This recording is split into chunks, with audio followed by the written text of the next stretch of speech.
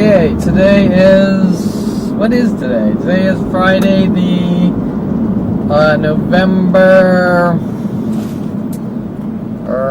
7th, 8th. I think it's the 8th. Friday, November 8th, I think. Let's double check, gotta check.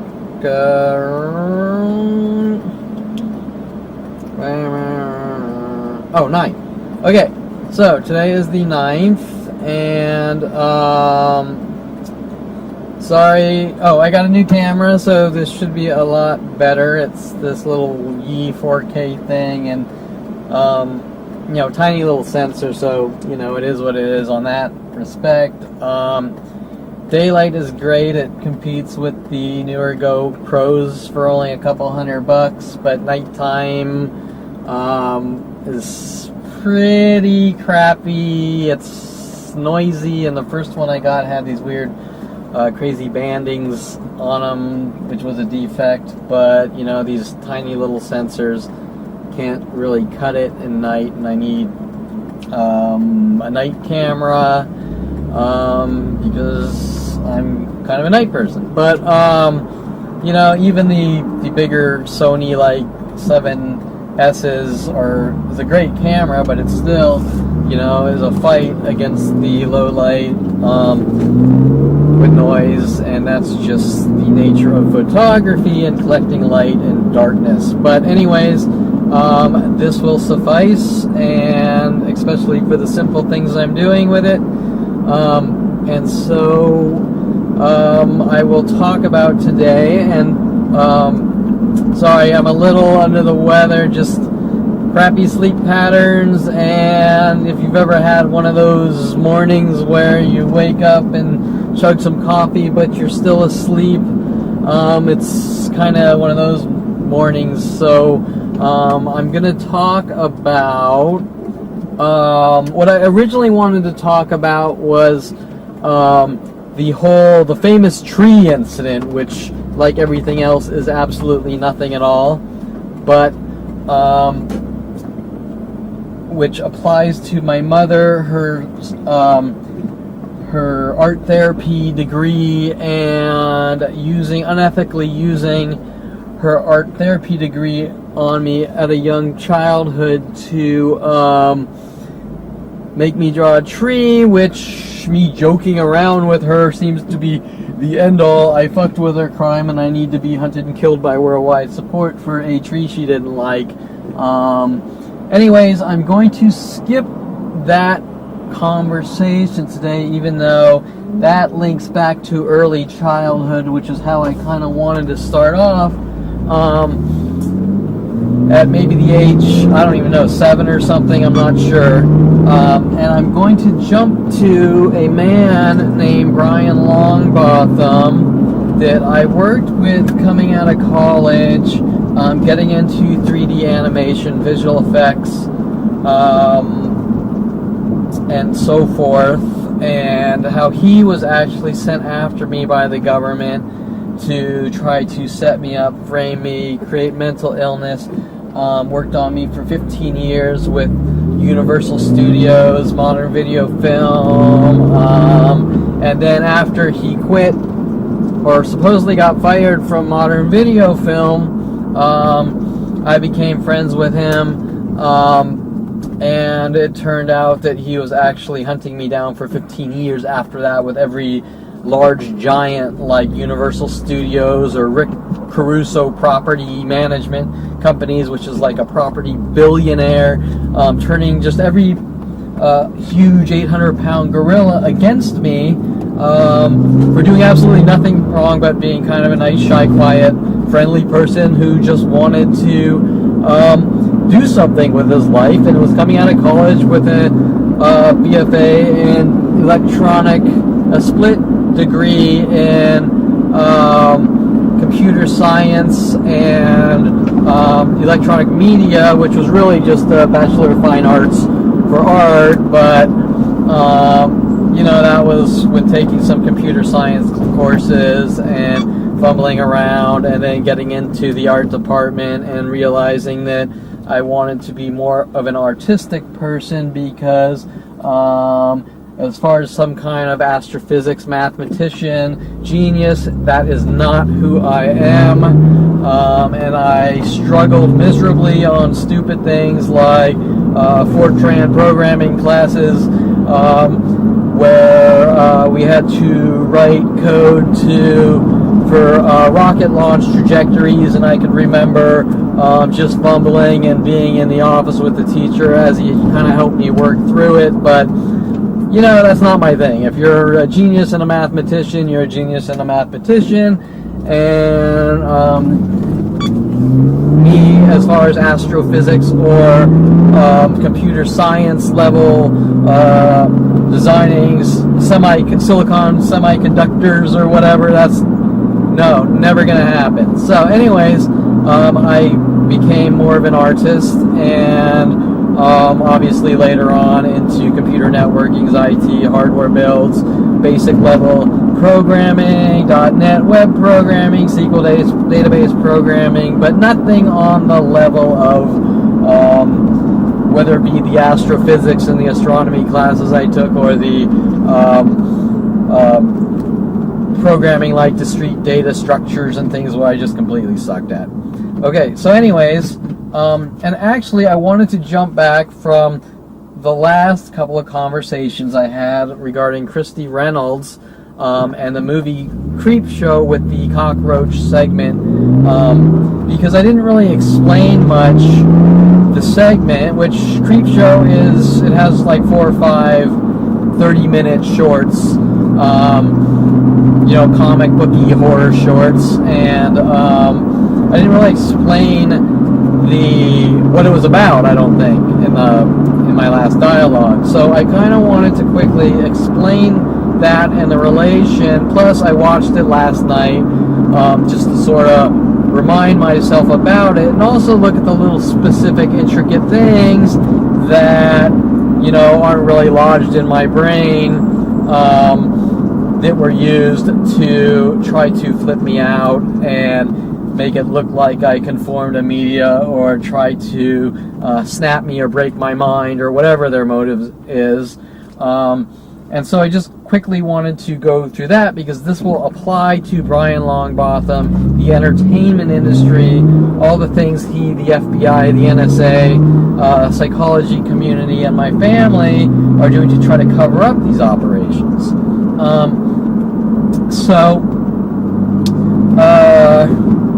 Okay, Creepshow. Basically, this segment in Creepshow was about, it's a scene with a guy with OCD named Upson Pratt, and that, if anyone knows what's being done to my life, and that is pretty much the entire planet, you can relate the names, which my family and the government, these people are so big on using names as literals and trying to flip me out. Example, Mike Huntley was sent after me because my middle name is Michael, to send me hidden messages that I hunt down and try to kill people, and all sorts of freaky things like that. So Upson Pratt, which my father was so big at taking me to the movie Up, and there's all sorts of Twitter jokes or social media jokes about, secret jokes and subtweets about the movie Up and Kevin Perlman, which nobody will ever admit to.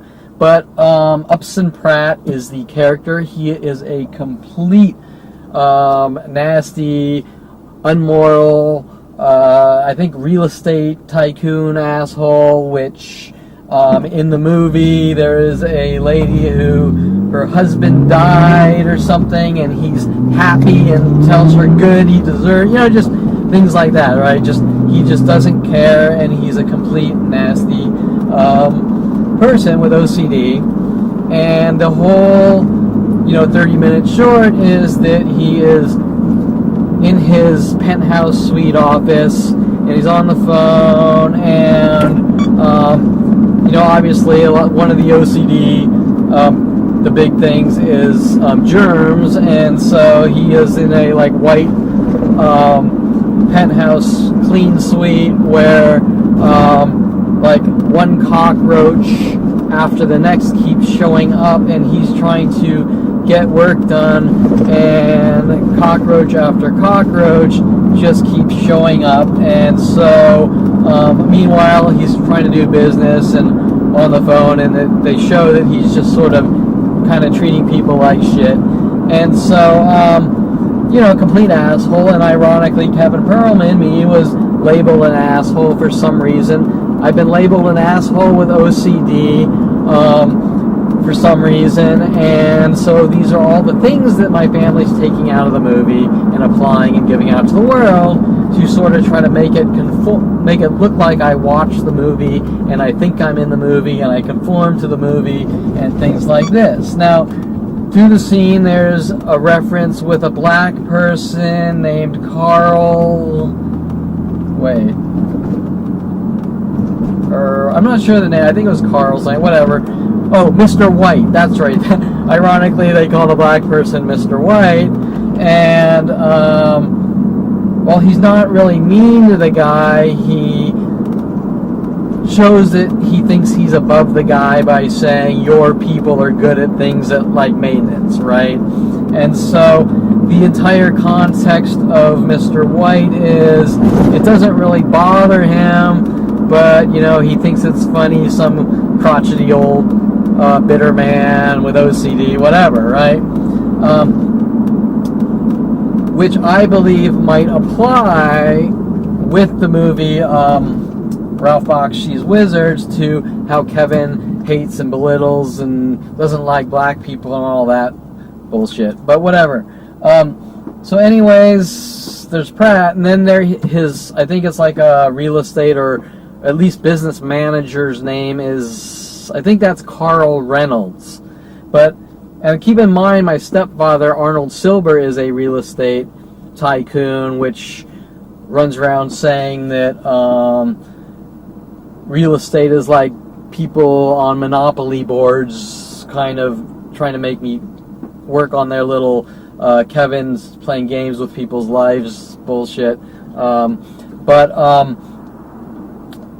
So Reynolds, which I was mentioning before, which applies, they were sort of applying to Christy Reynolds and trying to say these things like I was going off on Christy Reynolds and giving her a mean death stare because I'm like Upson Pratt, when the reality of the situation is there is absolutely no connection between Christy Reynolds and the movie Creepshow other than, for some reason, my family using it to try to smear my name and reputation and credibility, just like everything else.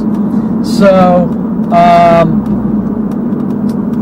basically what happens is he basically starts making shakes, and there's cockroaches in the shake, and he's calling the exterminator or whatever, and I think he's talking to Mr. White about stopping the roaches, while Mr. White doesn't even really comprehend the situation. He thinks, oh, it's a little roach, but like more and more keeps showing up, while Mr. White's laughing at Upson Pratt, and at that point I think things get really bad, and you just start seeing like hundreds and hundreds and more showing up on the floor, which applies to my mother's comment that my brother woke up and he went downstairs in the kitchen and there were hundreds of cockroaches on the floor in the kitchen, which back then I even had a hard time believing, but I never necessarily said it didn't happen. And so then what happens is he basically has like a heart attack because these hundreds turn into thousands, and he goes in a little secret clean room to try to get away from them, and then the clean room fills up with like 10,000 cockroaches to 20,000 cockroaches, and finally his nervous system gives out as he is bugged to death, if you get the reference of me being provoked by one person sequentially after the next worldwide until I have a heart attack or my nervous system gives out. And so that might also apply to the fact that everyone is violating my privacy and watching everything I do to show the world that Kevin Perlman is a horrible monster, which isn't true. But if you want to apply literally the name Creep Show, where people are just going around saying Kevin's into kiddie porn, Kevin's a pedophile, Kevin is a car thief, Kevin is an asshole which treats women like crap, Kevin is this. You can sort of apply what they're doing to references, suggestions, hints to the movie Creep Show. And so, while I can't really make a direct connection with the black community and Mr. White, it's hard to say on that one. But there was a character, by the way, in the movie Reservoir Dogs by Quentin Tarantino. Mr. White is too, but whatever. So anyways, you get the idea, right? He's basically bugged to death until he dies. The same thing that's being done to me my whole life with worldwide support, which is very strange. So anyways, that I wanted to go into that, I'm sure. Oh, and there's a thing where they do things in twos. I don't remember exactly what was said in twos, and I'm not sure if it was by Mr. White or not, but they say something in twos, and for years I've been trying to figure out why people keep parking identical cars in twos, and they say, like, yes, yes, okay, bye-bye. Well, bye-bye is normal, but they say it from person to person in repetition. Doing these things in twos to me over and over. For example, if I go to a coffee shop, 2 people will come in army camos, then 2 people will come in wearing black and white, then 2 people will come in wearing black pants and a yellow shirt, then 2 people will come in wearing whatever. The next thing, you get the idea. And so I'm not sure if they got the twos tactic from that movie to do to me to flip me out, or if it's just because if one person does it, you don't pick up on it. For example, if one person parks a red Honda Civic in front of your house, you're never going to think twice.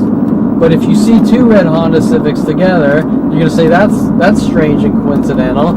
And then if you see 20 pairs of those every hour in front of your house, you're going to say something really fucked up is going on, right? And then when you start talking to people about it, they try to make you look crazy and refuse to let you show them, or they cut you off mid-sentence trying to set you up or whatever, pretending it's not happening. And no matter how much photos and videos you have over an 18-year period in the 10s to 20s to 30,000, 40,000, 50,000 of these photos just in front of your house, right?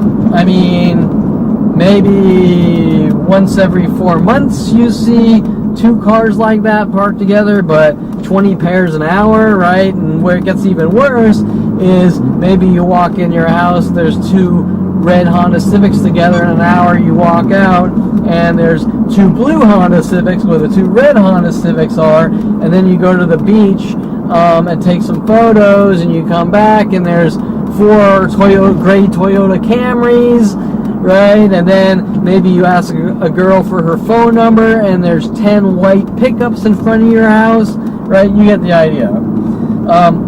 So my point was that, 1 Honda Civic, 1 Jeep Cherokee, 1 Volkswagen Beetle, you're not going to think about it. You're going to go on with your normal daily life. But 2 yellow Volkswagen Beetles. On the other side of your complex, 2 red Volkswagen Beetles, right? In twos, always in twos. That's their twos tactic. But I have a feeling that probably applies to parts of the scenes where he says these things in twos. Keep in mind, Creep Show was in 1982. I was born in 1972. So when the movie Creep Show came out, and I watched it, doing the math, I would have been 10 years old. Now, I'm not exactly sure how old an 8th grader is, but I have a feeling an 8th grader is closer to 12 years old. Right? So anyways, you can see how I go to middle school. I think Christy Reynolds is cute. I can't stop looking at her. I'm shy and quiet. all of a sudden, somehow it applies to the movie Creepshow. I'm a violent, paranoid schizo that needs to be hunted and removed from society, right? Well, where does the violent, paranoid schizo part even come into play? I mean, where? What is it based on? It doesn't make any sense. People aren't violent, paranoid schizos because they look at a girl too much or smile at them. People are violent, paranoid schizos because they go out and they pick up a hatchet and chop someone's head off because they don't even actually have a logical reason. That's a violent, paranoid schizo, right? And so Kevin Perlman has proven his entire life that he is beyond any level of well-grounded, especially with worldwide mobbings from 100,000 to 1 million per day, year after year, every day of my life, shows that I have proven that I'm like fucking Superman on steroids, and the fact that I'm still alive, it surprises me. But anyways, you get the idea that these people are full of shit, and these are government extermination operations, and the more truth that comes out, the more they want me dead for that. Okay, so that's Creepshow. I uploaded a video of it with a description under the last diary entry because I want, hopefully people will watch it and they'll really look at the parallels and connect the dots and understand what is going on, instead of just listening to the lies and acting on instant compulsion, anger, and rage, and actually think like a human being and not some murder robot, right? And do the math, like most people do. Like most people, if you tell them that person killed someone, they don't instantly believe it. They go, they did? Well, what happened? What did they do? How did they kill someone? And if you can't explain that, then you're full of shit. And all the things that are being said about me worldwide, they're never explained because it never happened. And then when I ask, well, what's going on, they can never directly tell me because they know they're full of shit. Trying to cover up the operations. So anyways, now that you understand the basics, now keep in mind that one movie goes from movie to movie. It goes from Chuck Norris movies to incidences at jobs at Star Auto House Mercedes when I was 16 that my father got me with a man named Gabby Angle, using the name Angle like I'm working angles on you. And I don't want to get too deep into this because I'll get sidetracked, but I'll just quickly mention. At one point, they said they wanted me to drive Chuck Norris's Mercedes back to him that had been repaired, and famous people did come into this Van Nuys auto shop, which I think is still there. It's on Van Nuys and it was by Van Nuys and Burbank or Van Nuys and Oxnard on one of those small streets. But Star Auto Haus, H-A-U-S, Star Auto House Mercedes repair, and that sounds German to me. And there was a whole incident with the pissed off person that was kind of teaching me things that I was working under, and he threw a wrench at me. He first said fuck you to me, which I now know applies to me saying fuck you to my mom at 14, which they were working some angle. I think I might have said like fuck you back to him, and then he threw a wrench at me. Then it was I drive, what's his name? Jesus Christ. Chuck Norris's car back to him, and then they loosened the lug nuts on the car.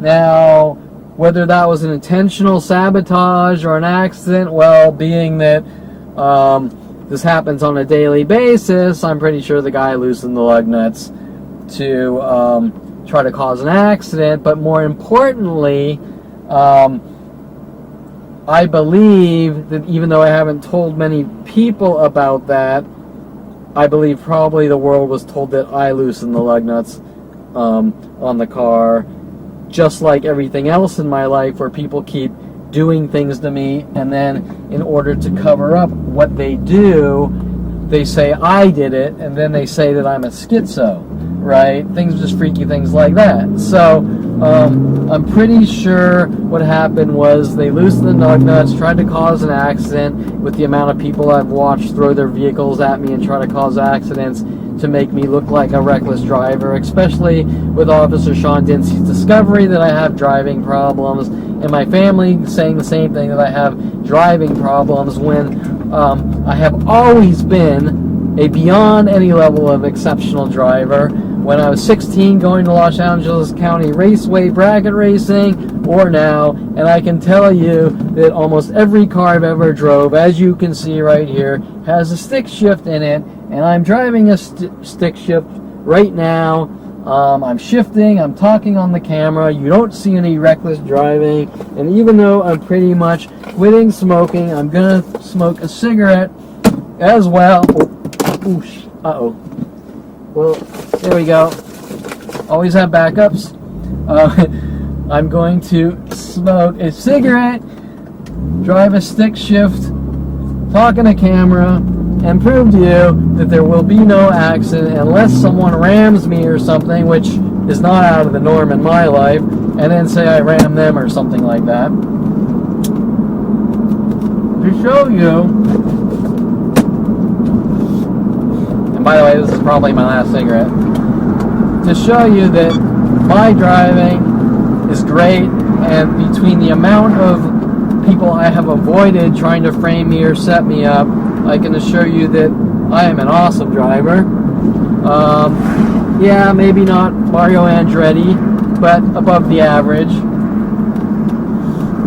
And so, you get the idea. I mean, and these are things people do not want me talking about. Now, why can't Kevin Perlman meet people, make friends, date women, and talk about his past life of weird, freaky things like at Star Auto House Mercedes, people loosening lug nuts, or maybe it's possibly an accident. Let's say I approach the conversation with this person that this event happened, and I don't accuse someone of anything. I can guarantee you I will be met with mass groups of people saying, "You don't talk, you're a snitch, you're dead." Now, if you're met with people saying you're a snitch, you're dead for the crime of meeting people and talking about your life, especially people that you get to know as you date women or make friends, and people show up, especially working with that person that's becoming your friend, there's a serious issue, and those people are as guilty as shit if that happens. And you can pretty much say that is the story of my life.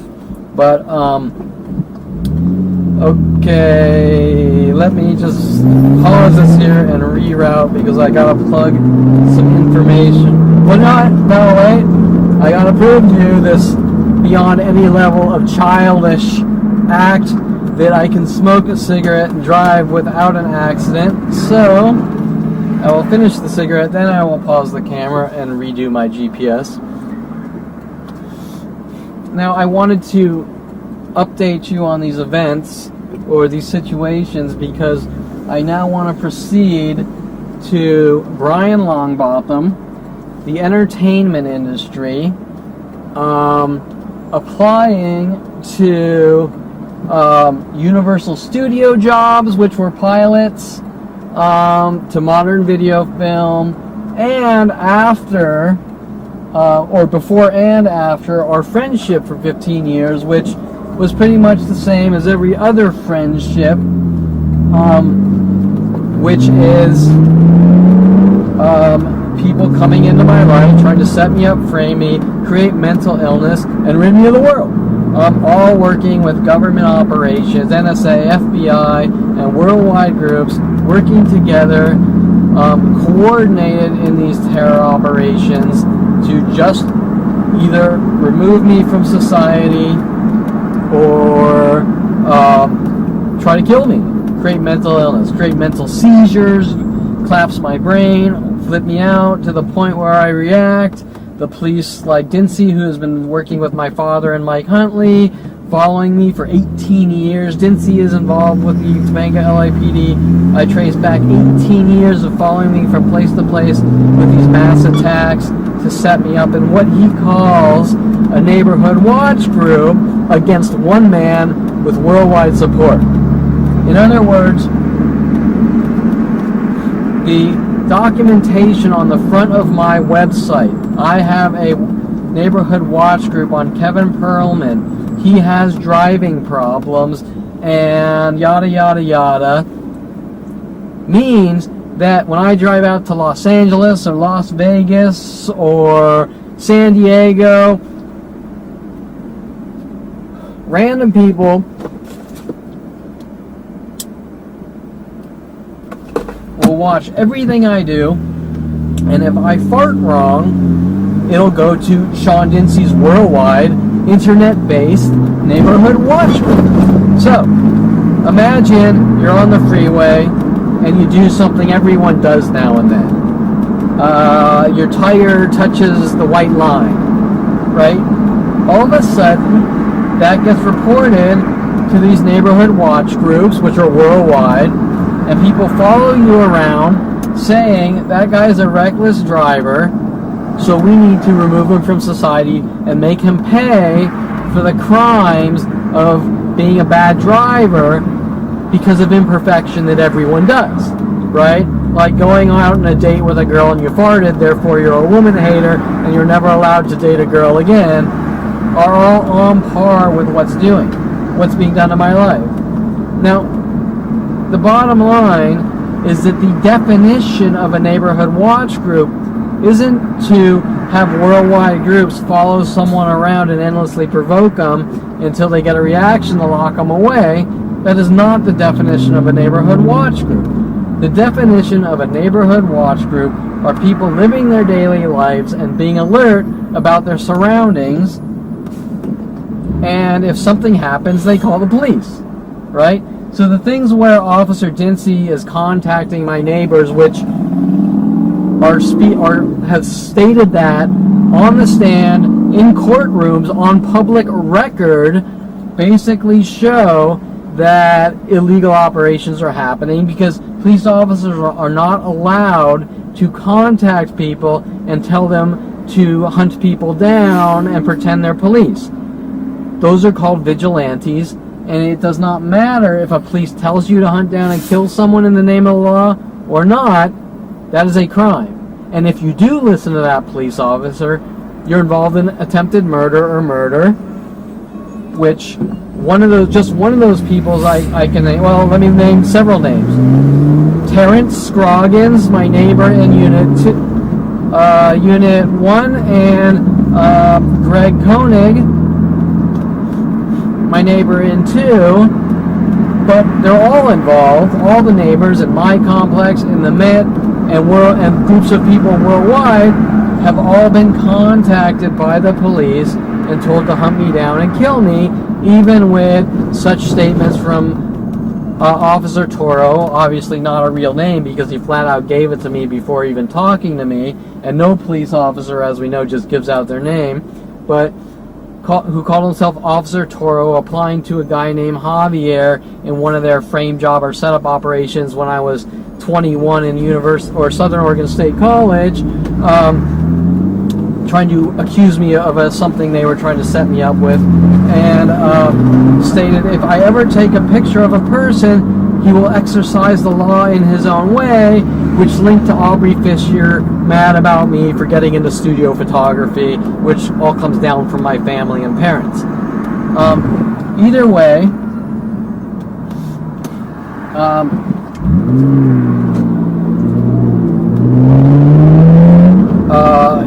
my point is that that so-called neighborhood watch group violates everything with the Constitution of the United States. Every privacy violation, every First Amendment freedom of speech. You're not allowed to tell anyone what's going on or we kill you. The entire judicial system saying it's okay to hunt people down and kill them if you think they committed a crime. Or, more importantly, our judicial system if we think you're mentally ill, then we believe you're not safe for society, therefore we can hunt you down and remove you from society, are all not only constitutional violations, but murder campaigns based on, I don't like you or I don't trust you, so therefore I can kill you. Example, it is not a crime to be crazy. It is not a crime to be a mean, horrible asshole, crazy, whatever. None of those are crimes.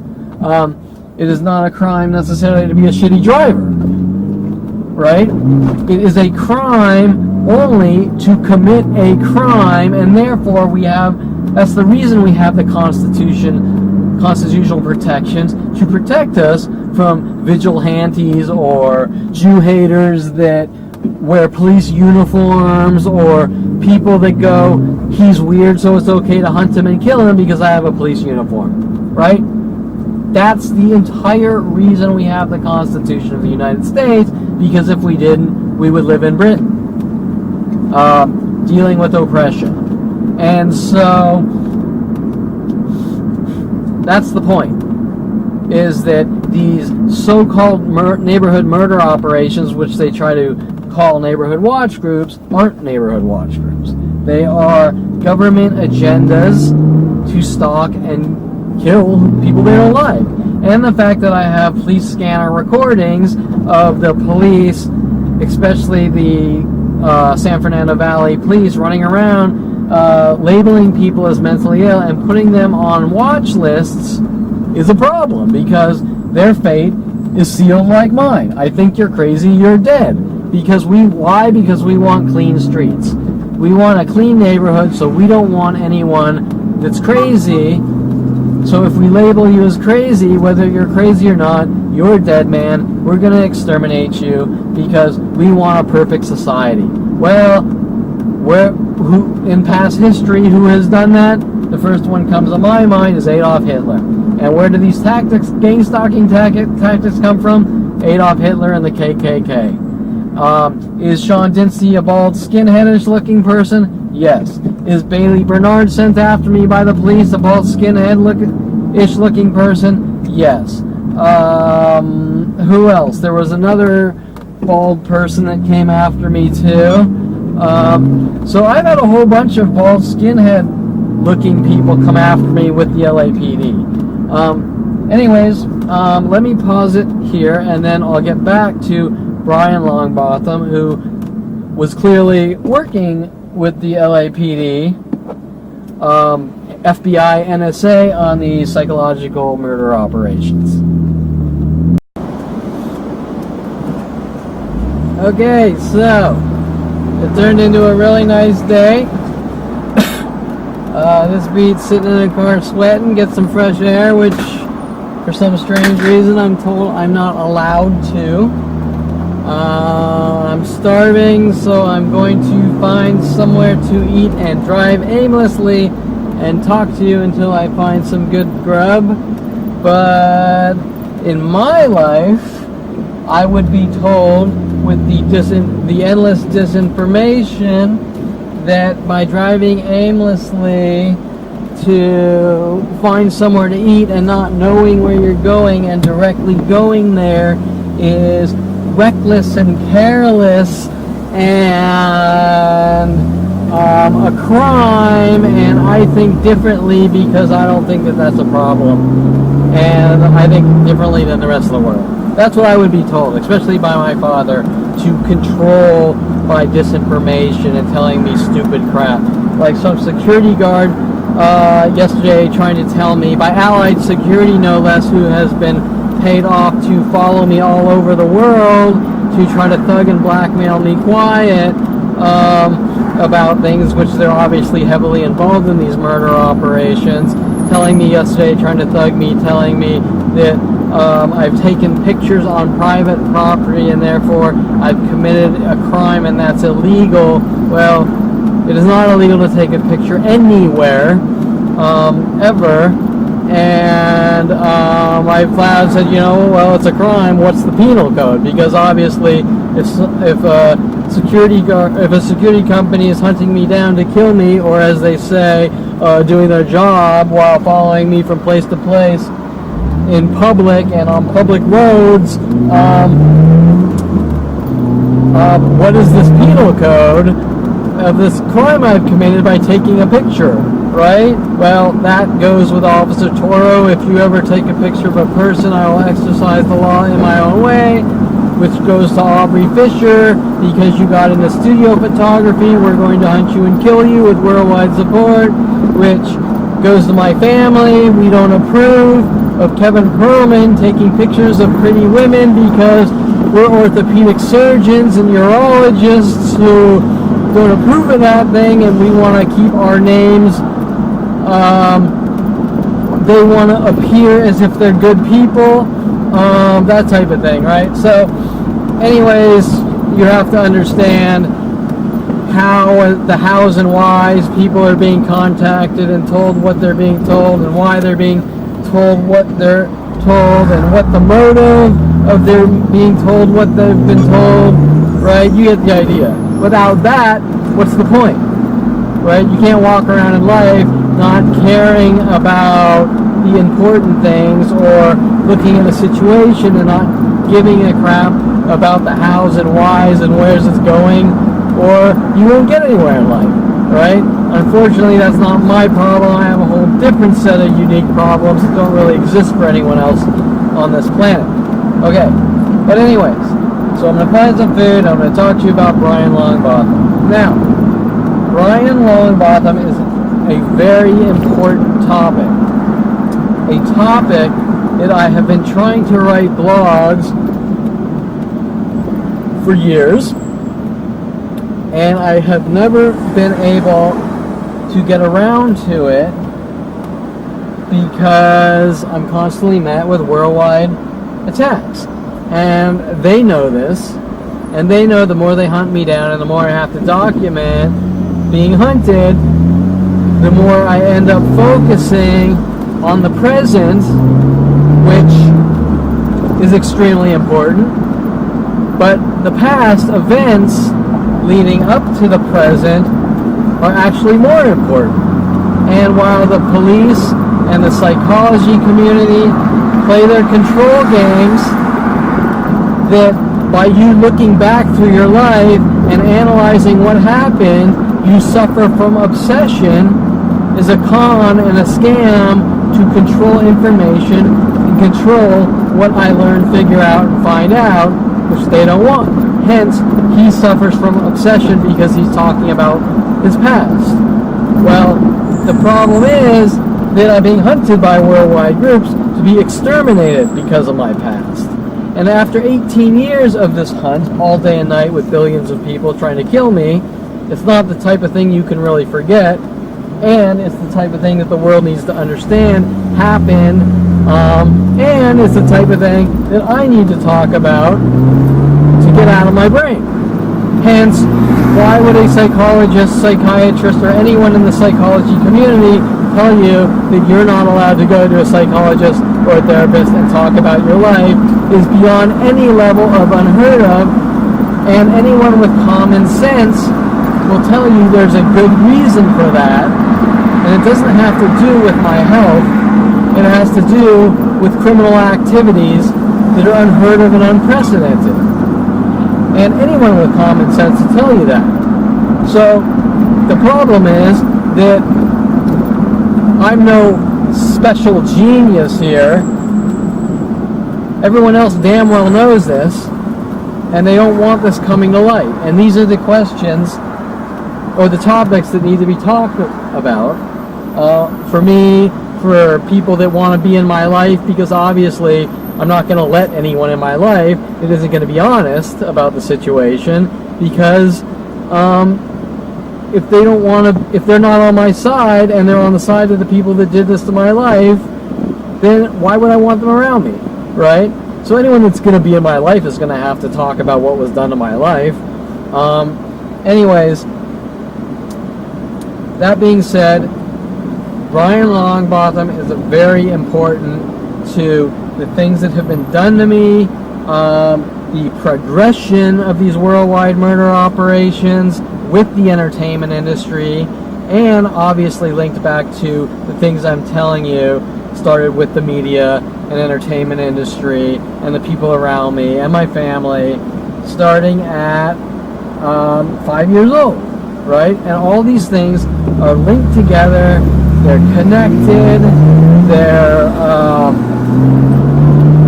they go from person to person. Now, right before, I'm going to talk about Brian Longbotham, but I want you to understand the dynamics, and I'm going to throw out another name, and his name is Brian Weaver. Okay, so I want you to understand that before I talk about Brian Longbotham, I met Brian Weaver in around 8th grade. Same time, Tracy Picos, Tom Farley were working on me. The Christy Reynolds thing. I lived in Hidden Hills. Brian Weaver lived in Calabasas. We became friends, although Brian was a bully, but not directly to me, as I found out. He was a little more aggressive one day with Ryan Hirsch, and to me, he was very passive-aggressive, and I wasn't picking up on the little hidden things. Brian Weaver was told to do the same exact things that Brian Longbotham in my early 20s was told to do to me. So, the point I'm making is, I didn't just meet Brian Longbotham. He was a bad seed, which most people will find that statement ironic with what Kelly Hatch was doing in that movie. But I didn't just meet Brian Longbotham. He's a bad seed. He spent 15 years trying to rid me of the world.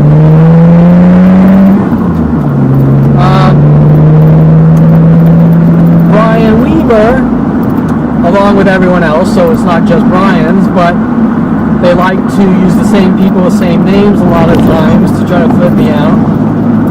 But Brian Weaver, starting in 8th grade, through middle school, all through high school, with all my friends, all my brother's friends, were all told to do the same things. So when I got into building cars at 16 in 9th grade, Brian Weaver copied me when he turned 16, but he copied me for the sole purpose to frame me and set me up, just like Brian Longbotham was told to do in the entertainment industry. And obviously, this goes from every person that's been in my life, my entire life. But I wanted you to understand that these connections, that progress from one person to the next, worldwide, told to try to set me up and frame me and rid me of the world and then smear my name to cover them up. Okay? So now, I'll get into Brian Weaver later and talk about all the car things he was involved in with Pineapple Joe at Hawaii Racing and all the things, the dragster things and the things he was trying to do to make me look out of control and his bullying to me and all these things, right? I'll talk about that later. I want to stick to Brian Longbotham. So, I'm in University of Colorado. I'm probably about, God, I don't know what, 21, I don't know, 24, 25 maybe, who knows. I think this was back in like 97 or something. I get into computer animation. I'm in the art department. I'm fumbling around a little trying to figure out what I want to do with my life.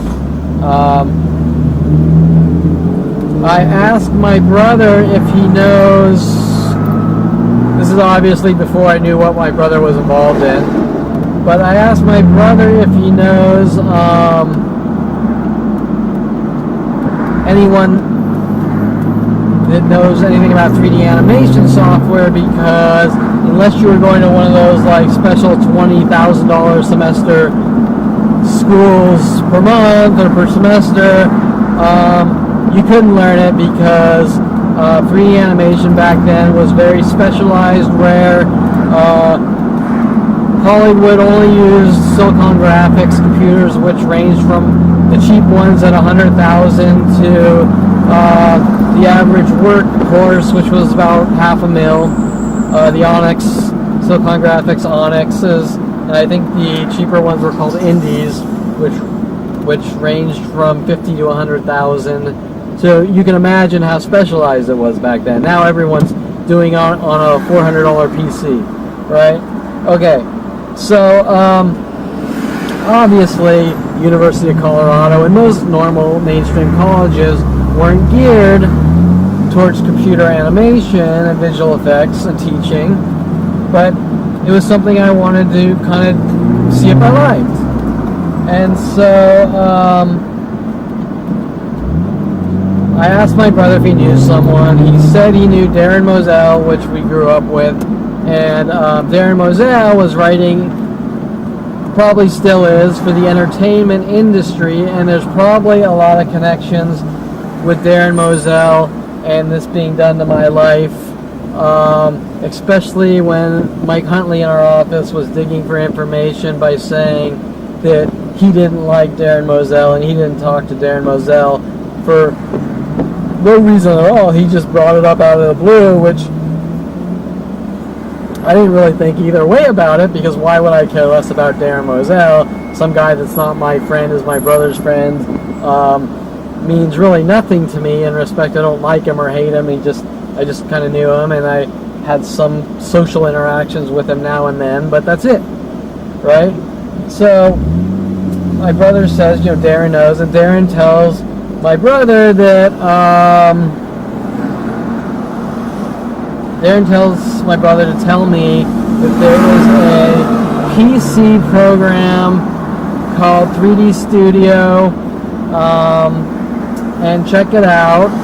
And keep in mind, there was not much around, and this was when Windows was back in like Windows 98 or Windows 95. So this is the early days of graphical interfaces for PCs. Now, it turns out that there was 3D Max for DOS.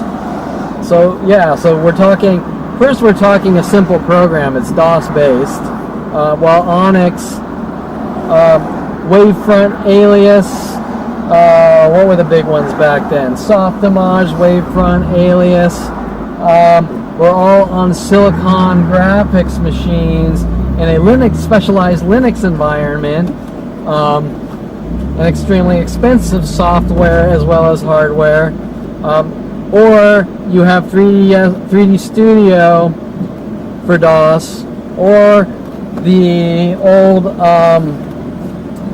Lightwave on, what were those computers called? Starts with an A.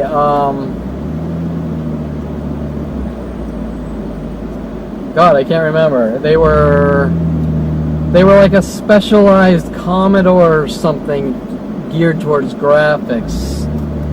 Lightwave on, I can't remember. I'm sure it'll come to me, but it was a special. They weren't that expensive like Silicon Graphics, but you had to invest a good maybe $4 or $5 grand for the hardware, and then Lightwave, whatever. I can't remember the name. Now Lightwave you can use on PCs, which nobody even uses anymore, I don't think. And this was even before 3D Studio Max with a Windows interface. So very simple. So I noticed that University of Colorado had a academic version of 3D Studio for like, I think $800 instead of $3,000 or something. And so I bought it.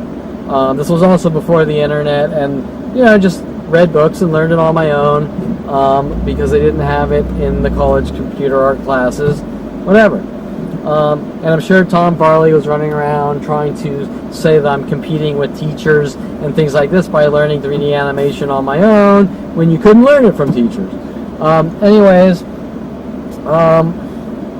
So I learned this and I learned that, and I incorporated some of that art with my classes that nobody else could do because nobody else took the time to learn it on their own.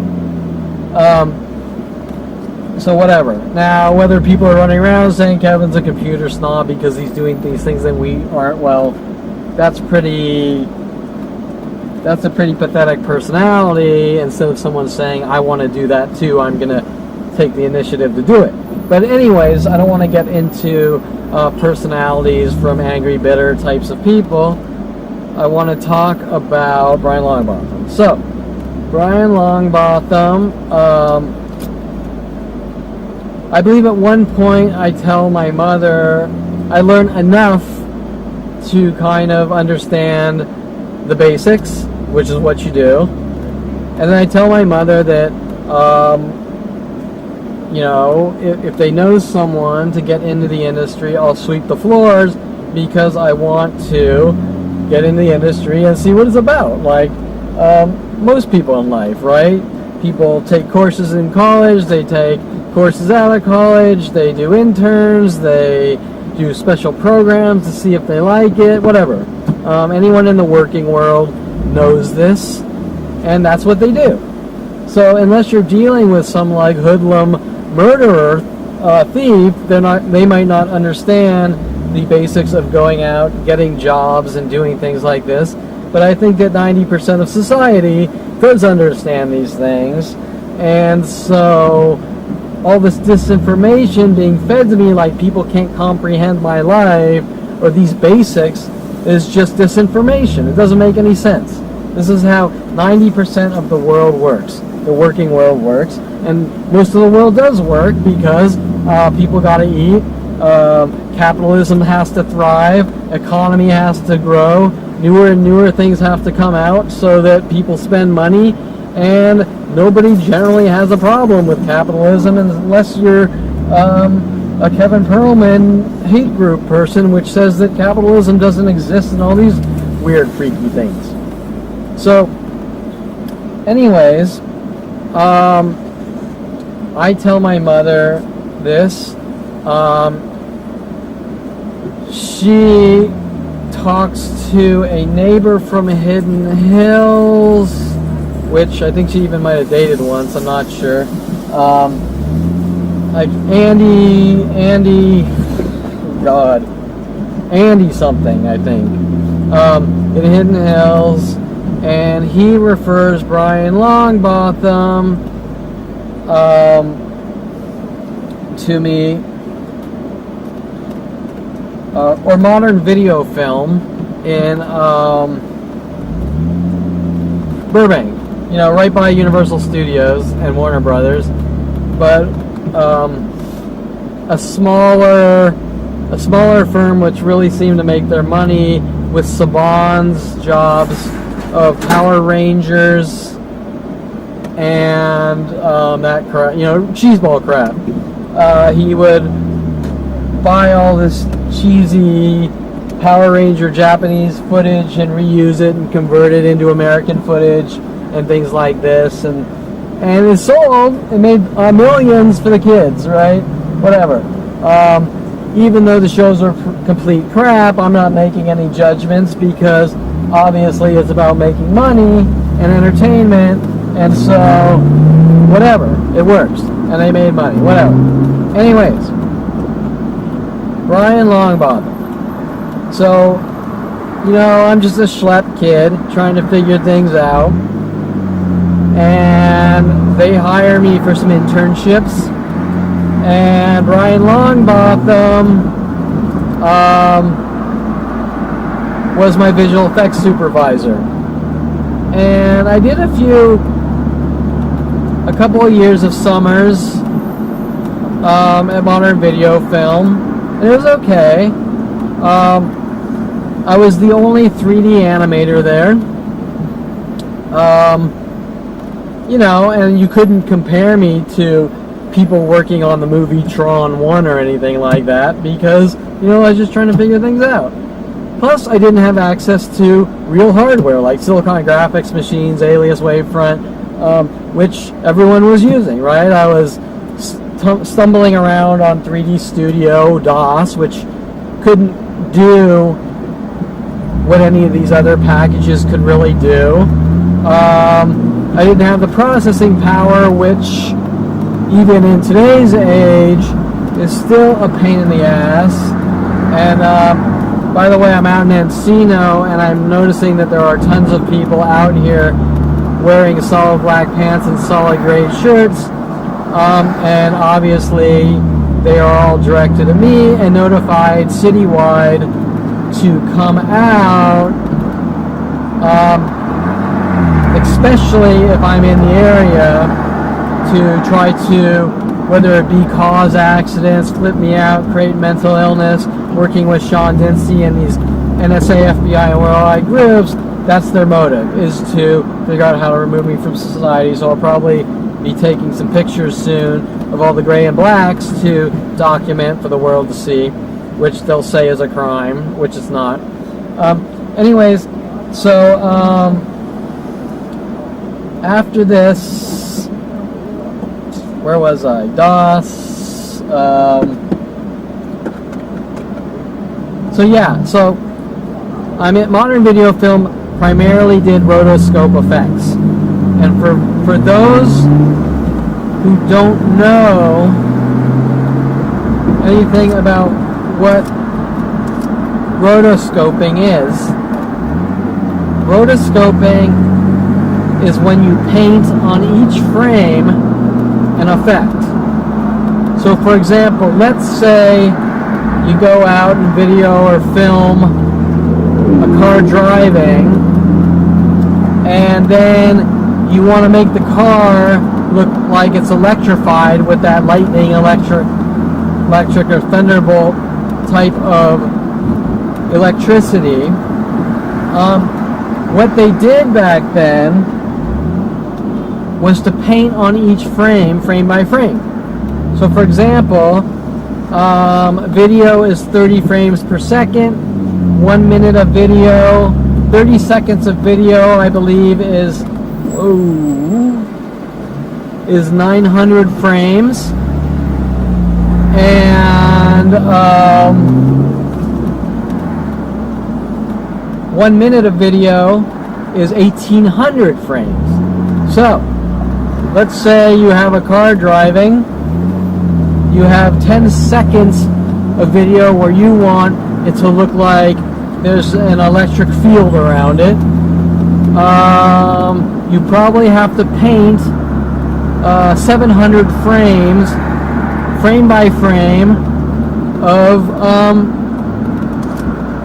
digital of lightning, right? You have to paint it by hand, frame by frame, 700 frames. Okay, so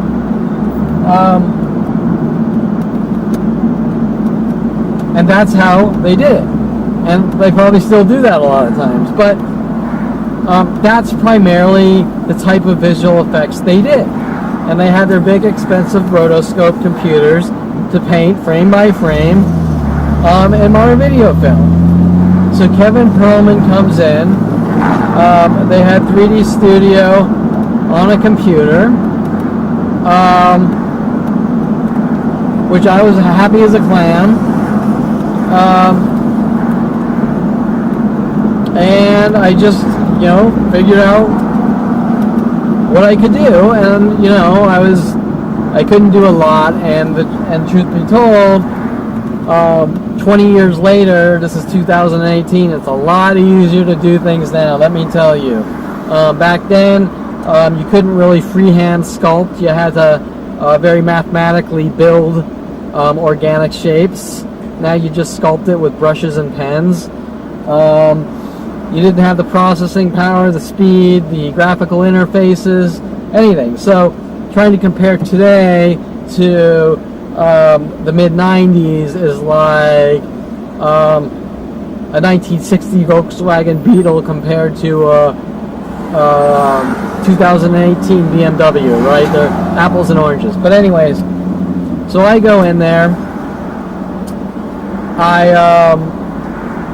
They have Rick Schick sitting on the computer that had 3D Studio on it, obviously putting 3D Studio on that computer for me, which I didn't really think about at the time. And Brian said, "Okay, Kevin, let's see what you can do." we just happened to have 3D Studio, and shows what you can do, and I did a few test things for him, and then they moved Rick to the other room, which is what happens in companies. Rick did not get fired. I did not get rid of Rick. Rick was just moved to a different office with a different computer with rotoscoping software. Now, my family and Brian will tell you that I somehow got rid of Rick and moved him out of there and migrated him, just like the things of them trying to have Kelly Hatch hunt me down and then play victim, right? And so, even though absolutely nothing happened, that's not what the world's told. The world's told that I walked in, I tried to get rid of a guy, I made him switch desks, I did this, I did that, I did the other thing, blah, blah, blah, and it all goes worldwide. Now, why does that go worldwide? These are the questions that everyone should be asking.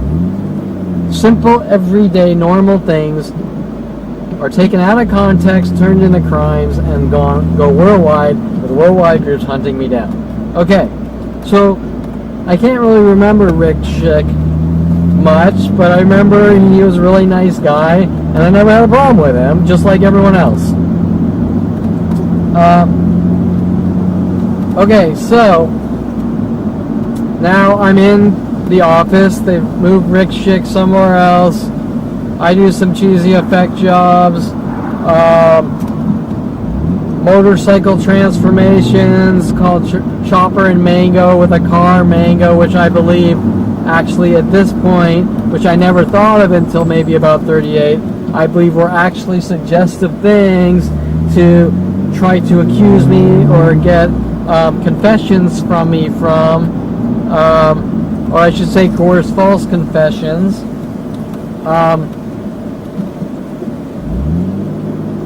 But let's see. Aside from that, little hiccups and stupid things of normal life, I can't think of anything. Now, I take this job. I can recall struggling on some jobs because 3D Studio is very simple, and I wasn't good at creating organic objects from mathematical objects. For example, now with today's technology, I just sculpt it and do what everyone does. I sculpt it, I retopo it, downsize the mesh, subdivide it, and it looks really cool. And the average artistic person can now do what back then you had to be very logical and technical and build these objects based on these routines of, for example, rounding objects and trying to visualize what they're going to look like later. Example, I take a square. Back then it was you take a square, you extrude some faces, you subdivide them, and this is actually probably even later than then. Subdivide the faces to get them round, and then you sort of have to think ahead that if I make this cavity based on squares and smooth it, what is the eyeball going to look like, right? Well, now you just take pens and brushes and you push it in like a piece of clay, right? Well, that means that you've just opened up doors for people that are less technical to create beautiful art or do 3D effects. Anyways, there was some struggling, but the reality of the situation is anything you do with 3D animation will always be struggling and learning, no matter how good you are, because it's a very vast technology. Needless to say, there was a point, I won't go into specific minute details at Modern Video Film, but I will get to the point where Brian Longbotham got fired, and supposedly he got fired because they left someone's credit out and he felt that they deserved to have the credits, and he got in a dispute and they fired him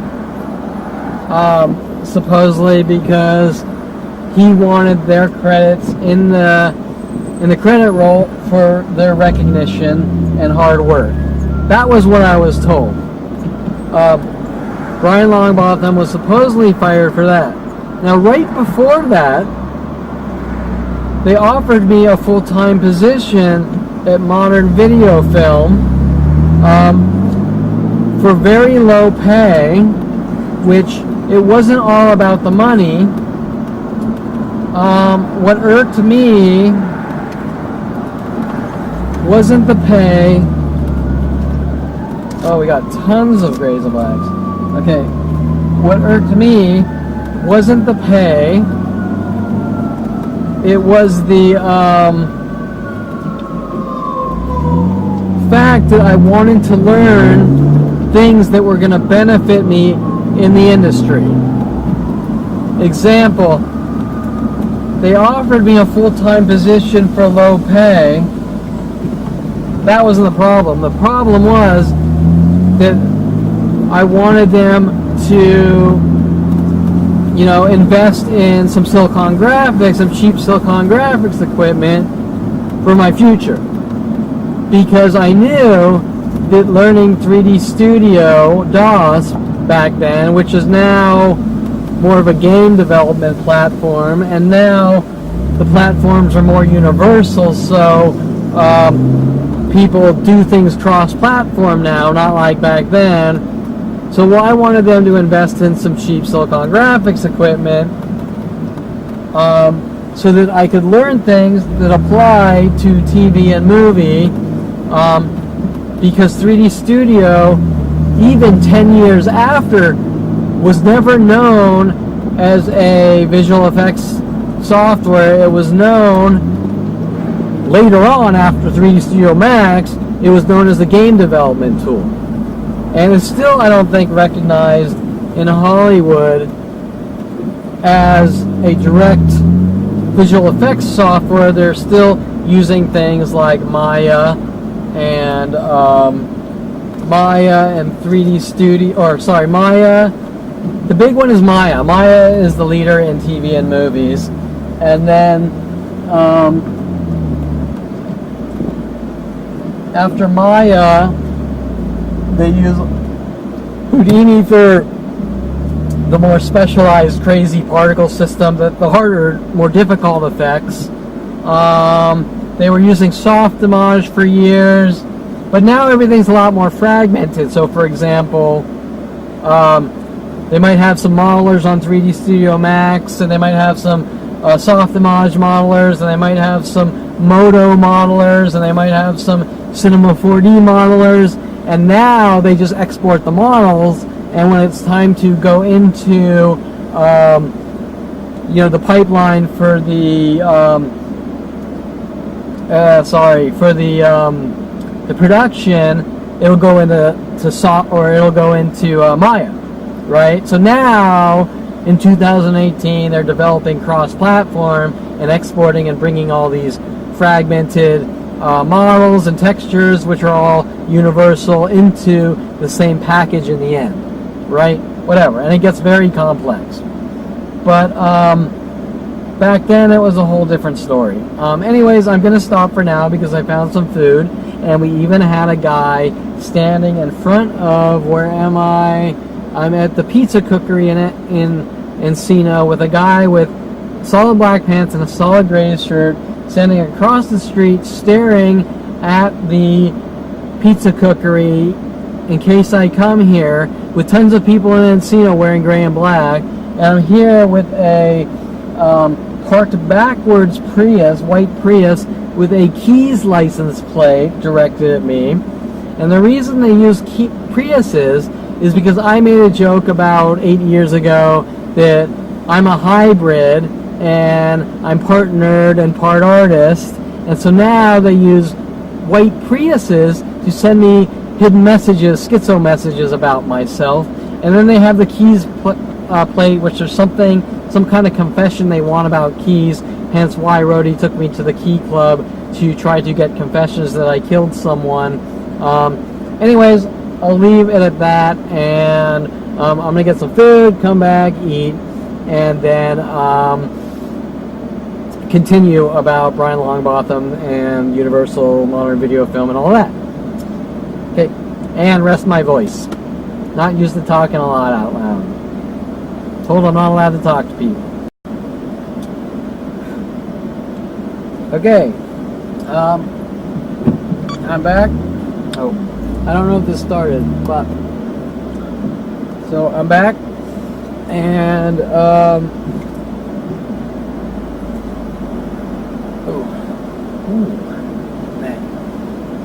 okay, so Andy McIntyre, I remembered during eating, was the friend of my mother's from Hidden Hills who introduced me to the company Modern Video Film. Oh, and just to document, we have 2 blue cars across from each other here, and we had 2 red cars across from each other there. The car that I thought was a Prius was actually an E-Lance,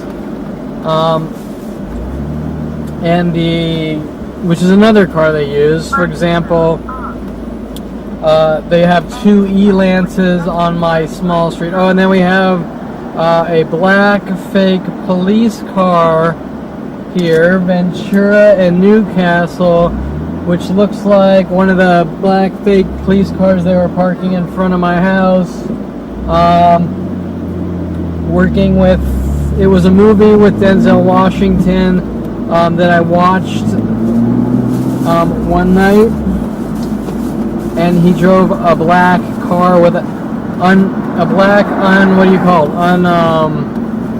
unmarked car, police car, and the next day they parked a car just like that, a black unmarked police car in front of my house to obviously send hidden messages to me out of the movie, right? The same things I'm talking about with Creep Show, right? You watch a movie, there's a black unmarked police car in the movie, the next day they park a black unmarked police car, right? So just here, the waitress, which surprisingly there was only one harassment this time of her saying enjoy, which sounds pretty harmless on the surface, but what they were doing is, after my father hired me to work at his company, he would invite me to go out to lunches with him and Lorena, and what she would do is tell the waitresses at every restaurant in the world, and here's a Universal City blue car with it, right? Or it's a car, another blue car with all these other blue cars, and that one has a Universal City plate where the license plate should be, right? You get the idea. So we have the black police car here, we have the 3 blue cars together, we have the 1 car backwards without plates, which they park in 2s in front of my house every day, and the 2 E-Lances, they move from place to place, right? So there's a black E-Lance and a white E-Lance, and the E-Lances move on different areas in front of my house together, and always together, right? And this isn't just done with E-Lances, it's done with all sorts of different cars, showing mass groups getting together to stalk and create mental illness. Now what is that doing, right? Like right now I'm trying to drive, and they're doing these things with these cars, and mass groups show up, and they get angry that I walk into a restaurant and sit down and eat. The waitress says enjoy, which seems harmless, except every restaurant in the world, waitresses are supposed to say enjoy like 100 times over and over until they can get a reaction and make me look crazy, right? So the act of these people doing these things with cars are obviously to try to cause me to lose focus, and cause accidents, make me look like reckless driver, make me look crazy, right? And they even there's even 2 of my neighbors that park 2 Ford Focuses, a red Ford Focus and a blue Ford Focus, with the E-Lances together that move around, showing that is statistically impossible for E-Lances every day, two of them, to move around the local block together by themselves, and there's two of them, and then there's two Focuses or two Elances, and then the next day there might be two Jeep Cherokees, and the next day there might be two black Mercedes, and some days, it's like I said before, there's literally 20 pairs of cars within the block around my house alone, and this is done to me wherever I go worldwide. So if I hop in my car and I go out to Oxnard or Las Vegas or Wisconsin, and I go to a coffee shop or a restaurant,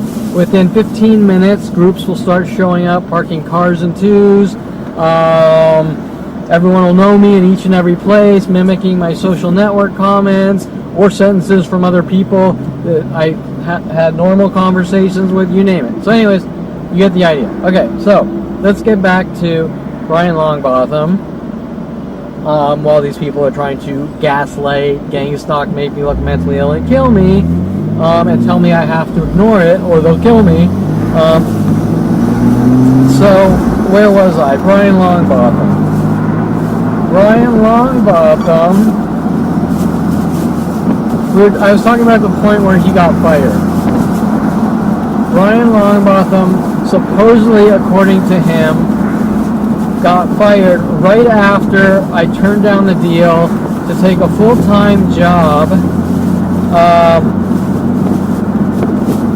for a really small amount, and they didn't want to upgrade the hardware to the hardware they use at movie studios.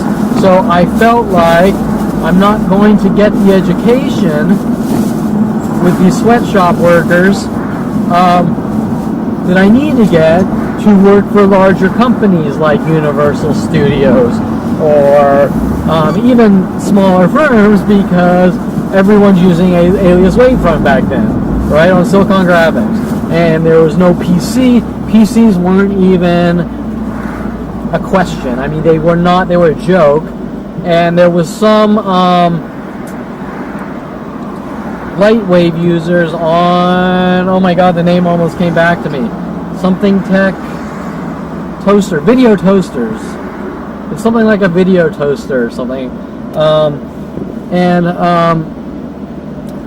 So, you know, and I've heard a lot of people hint that I demand perfection, or I'm playing games with them, or I'm, I don't know, somehow conning them. I don't know. I can't imagine the stupidity of craziness that these people are fabricating. And the one constant that I've witnessed in the last 18 years is watching people turn the most intricate thing that's nothing into things bigger than capital crimes. For example, you go out on a date and you fart, and therefore you try to kill a girl and you need to be hunted by worldwide support. And that applies to every aspect of my life, my entire life. Right? Doesn't make any sense. It's like that movie Idiocracy. Except when you watch the movie Idiocracy, you know it's a movie and you know it's not real. Right? Well, this is really happening. And a lot of this is actually happening from Tom Farley's comment that when I was young, he made up a lie saying that I think people are stupid. I think everyone's stupid. And at one point, Tom Farley told me, he came up to me and said, Kevin, you said that people are stupid. And I made it clear to him that I never said that. And he basically said, yes, I did. But now, with the amount of lies that he is involved in, with Christy, Reynolds, and all the other things, you get the idea. And also, watching Creepshow last night, that segment is a scene, I think, where Upson Pratt says that people are stupid, or everyone's stupid. So now knowing that Tom Farley, because I never knew where that came from. I didn't know why this guy that's my friend for 30 years, who is following me to Southern Oregon State College, is following me on the internet to University of Colorado. He's going to college at Stockton to hint that I'm a stalker, right? Why? He's telling me that I told him that people are stupid, and I'm somehow a genius or this, that, right? Well, there it is. it links right back to him, Tracy Picos, what's the movie, the Creep Show, whatever. Okay, so that's the reason I didn't take the job, because I felt that it was a dead-end job, not using equipment that applies to the job market. I mean, if you're investing your time learning things that nobody uses, how do you get a real job, right? Okay, so anyways, I don't want to spend too much time on that common sense, which for some reason people don't have, which doesn't make any sense to me, because they really do have it. And I want to now talk about I don't take the job. This whole thing happens where Brian is supposedly trying to be a noble person, and he's fired because he's demanding that someone is put in the credit roll, and he gets fired of it. Sounds to me like a pretty good guy, and he wants the youths that are working under him to have good futures. That's what it appears anyways on the surface. So now he gets canned, and he tells me that he is suing, or was suing at the time, Modern Video Film for breach of contract, stating that he had a contract, stating that he was doing all these things and working for this amount of time in this period of this. Okay. So on the surface, Brian does not sound like a shady cat. And if someone wants to isolate the word sue and say that all people are bad who sue, well, that person's a nut job. Bottom line. And to sue for being wronged is why we have judicial systems, especially civil courts. The whole concept of civil law, or criminal for that matter, is for people to pay based on damages. And so, if there are damages, if someone destroys your life, like my life and reputation have been destroyed, those are suable events, and nobody's ever going to tell you that you shouldn't sue unless they're part of the criminals that screwed you over. Okay, so anyways, that was Brian's story.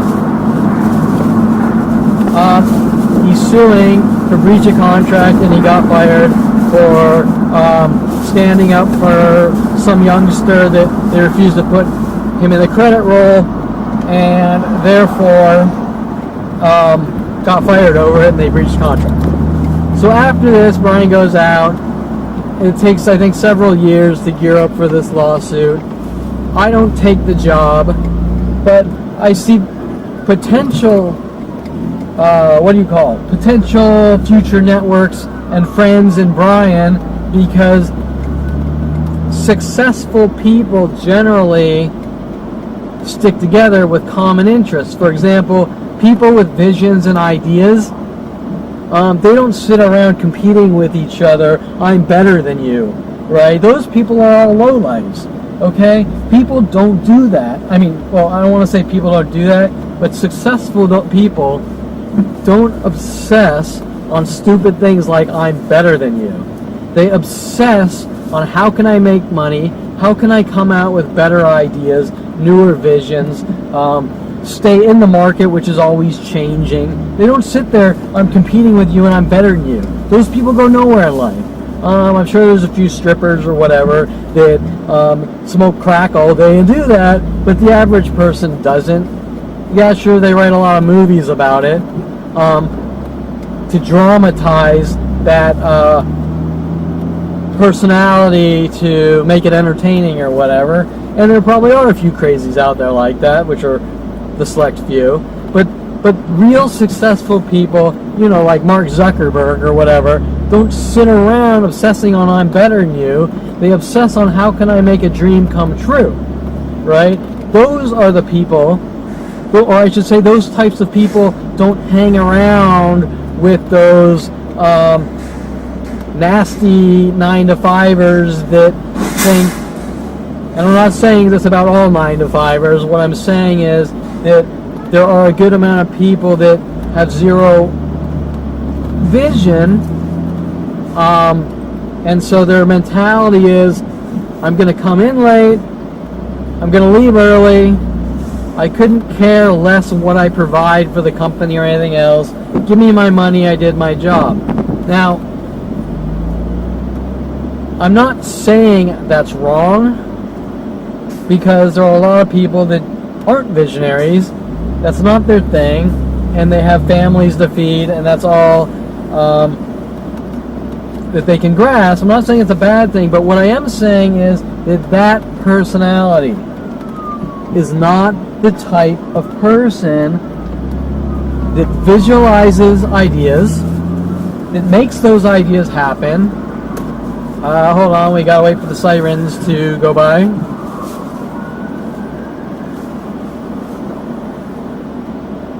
Okay, so that type of person does not visualize an idea, make it happen, work 100 hours a week without getting paid to make it happen, and risk everything to make it happen because they're too busy pissing and moaning how everyone else are bad people or this or that, and they're crazy because they have dreams. And I'm not trying to throw negative judgments, I'm just saying that a lot of time that type of personality can't comprehend the obsessiveness that it takes to start a company, make it happen, have no money, follow your dreams, or do the things I was doing, like working IT and at nights or on the side building my own companies to do something larger and bigger and get away from my father's psychotic company and things like that. After the Mike Huntley, I found out Mike Huntley was stalking me for 25 years with Signet, with that company, right? So what I'm saying is that judgmental, a lot of times you meet some judgmental people and it's, you're a crazy man and a visionary and it will never happen, and you know, I go to work from 9 to 5 and I feed my kids and yada yada, and that's all good things. But once they start belittling you and saying that you're no good and you're a crazy man, we're going to get rid of you because you have dreams and visions and you're making them happen, and you suffer from OCD for investing every waking moment trying to do something with your life that is bigger than a 9 to 5 job. That's the crap that I've been met with all my life, and so much so that they sabotaged everything, and it turned out that it wasn't really about judgmental people, it was about an agenda, but you get the idea. Anyways, back to Brian. I become friends with Brian for all the reasons I'm stating, is that he did not fit the profile of a 9 to 5er with zero creativity, zero thought, zero drive to make shit happen that hasn't been done before. He came off, especially with his select visual effects background, as someone who is a thinker, who makes things happen that have never been done before. Unfortunately, looking at Brian's IMDb profile, it appears that, well, he had a few visual effects jobs before modern video film. It doesn't look like he's ever done anything after in the entertainment industry. I don't really have much knowledge other than that on the surface, but I can tell you my interactions for 15 years after I didn't take the full-time job, and Brian was in a lawsuit with Modern Video Film for breach of contract, according to him. And while he met people like Michael Bialis and Victoria Walker, Michael Bialis was a forensics, a law student who was working in a forensics law firm for him, and then he introduced me to Michael Bialis with the Rudy the Rubber show on public access, because I had my little CG jokey character Clyde the Happy Sperm, which I did at Universal Colorado, just fucking around with 3D Studio Max or whatever, learning and having fun. Well, it turns out they had ulterior motives, whatever. But, because Michael Bialis was sent after me with Victoria Walker, which are conduits to Brian Longbotham, obviously meaning he pretended to be fired to hunt me down. Now, these 15 years with Brian, which I wasn't paying attention to the fact that this, whatever he was, 50, 60-year-old preying on a 28-year-old, no, 26-year-old probably, was befriending me for the sole purpose to rile up the world, the entire planet, after me to have me killed, basically. But like I said before, remember, this doesn't start with Brian Longbotham. I've given you examples of Brian Weaver, all the way back from, let's see, what, 8th grade, right? I've given you Tom Farley, starting in 8th grade. I've given you, actually starting before, I've given you Brian Weaver. Brian Weaver starting 8th grade and just working on me until I went to college. You name it, right? So it doesn't start with Brian. So you can't say that Kevin just happened to meet some psychopath and something went wrong. It goes from one person to the next, right? Okay, well, it is very rare that you meet a psychopath, and it's very rare a psychopath invests 15 years of his life trying to rid you of the world. And in my life, I can rattle off one sequentially after the next since 5 years old. Tom Farley worked on me for 30 years. Mike Huntley worked on me for 25 years. Brian Longbotham worked on me for 15 years. I can go on and on, right? You don't think those are government operations? Okay, so after Brian quits, because he seems to have an innovative personality to want to do things like start companies or come up with original ideas, which I have heard people act out in anger that I'm somehow using Brian Longbotham and others for their ideas, when it's actually the reverse. He was using me as the workhorse and the knowledge with everyone else because he couldn't do it. He would come up with a lot of ideas, but I was the person that could make them happen, if that makes sense. In other words, he could come up with an idea, but he needed someone to build his ideas, and that was me. That's what he was using me for, right? It wasn't Kevin using him, it was him using me. And but friendships aren't about using each other. They're about people with common interests doing things together, and these are the things that I've been told I'm not allowed to do, and that is strange. Example, if you want to date a girl, you got to have common interests and relate. If you want a friend, a real friend, it's about common interests and relating and doing things together.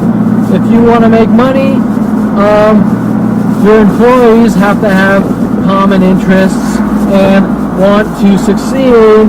While some of them might be better people, they still have to have the knowledge to accomplish these common interest goals without being sabotaging boat anchor with anger rage trying to rid you of the world, right? So all these things involve people working together because they have common interests, and it's very rare that people come in your life with the mentality of keep your friends close, keep your enemies closer, which is the dictionary definition of my family and everyone I've ever known.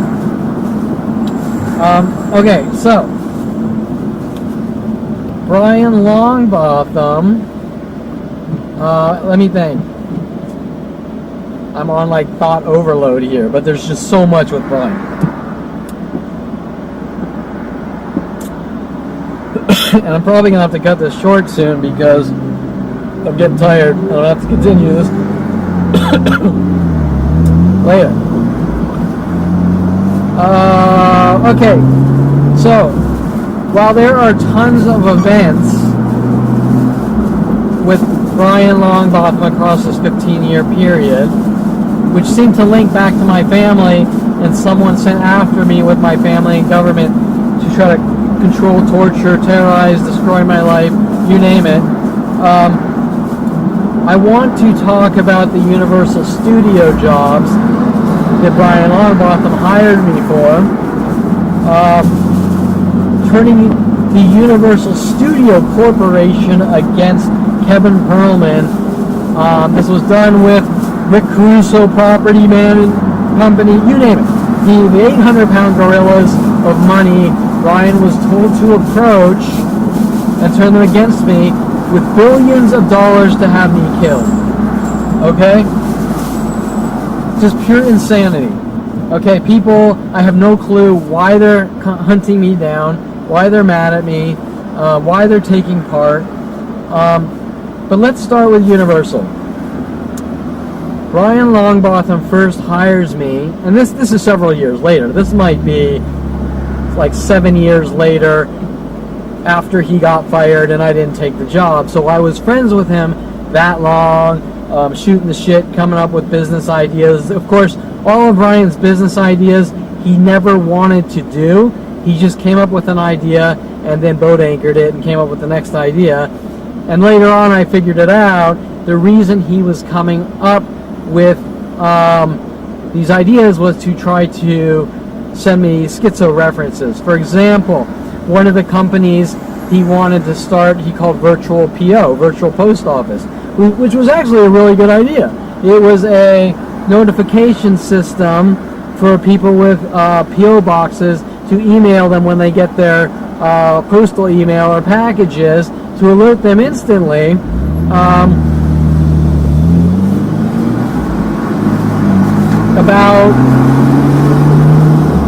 about their packages. I mean, these are pretty good ideas. Of course, he never wanted to go through with them. He always boat anchored them. And the reason, I'll just give you an example with this one. The reason he used Virtual PO was to hint about the post office. He was trying to get a coerced false confession of guilt about post offices. Now, why was Brian trying to get confessions about post offices? Because once you notice psychotic behaviors like this, you generally tend to ask, why are people doing these unheard of strange behaviors that no one's ever really seen before, but it's happening, and it's happening with the psychology community? Why? There's got to be a why, right? All these people aren't conspiring together for no reason, right? So there's got to be a serious why. Okay, well, let's dissect the situation. What has to do with post offices and Kevin Perlman, even though I haven't done anything wrong, that they want to pin something on me, frame me, dramatize some insignificant event that is absolutely nothing at all, that nobody would normally care about, because they have an agenda to use my life against me, just like Mike Huntley said, we are using your life against you, to give to the world based on lies, smears, defamation, slander, and destroy my name. Well, that's an easy one for me because I know my life. It has to do with Kelly Hatch. And when I was up at Southern Oregon State before, and of course I didn't know that the feds and NSA and police sent Kelly Hatch after me to follow me and stalk me. I just thought it was a coincidence that that when I gave her a surprise box, which what it was a cardboard box. Well, obviously a box. It was a box, but in the box were things like trippy toys and all the types of things I knew she liked, and I added some things, college-y things, right? Like the trippy toy was a bottle of oil and water and food company that you shake and watch the bubbles, the colorful bubbles, and if you smoke a joint or something, it's even more amusing, right? You know, college shit. Or, you know, things like that, just joking around fun things, right? And later on, Victoria Walker, at my 30th birthday, mimicked it, giving me a surprise box, trying to get a confession from me by putting a toy gun in the box, which is still harmless, but my father wanted to see the expression on my face when she gave me the toy gun to try to get a coerced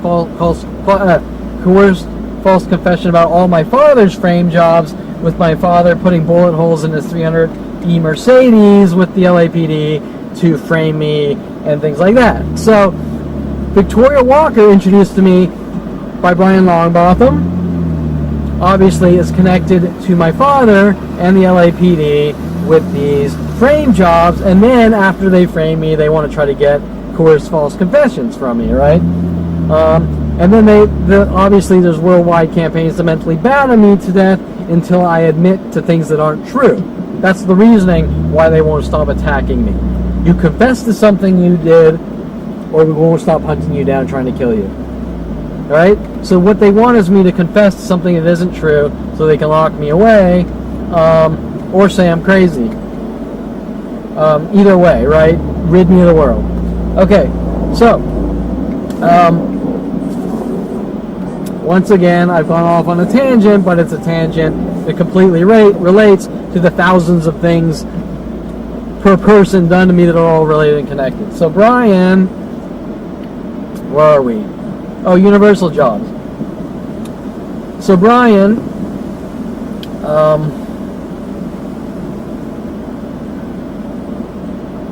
he hires me for, that's right, virtual PO.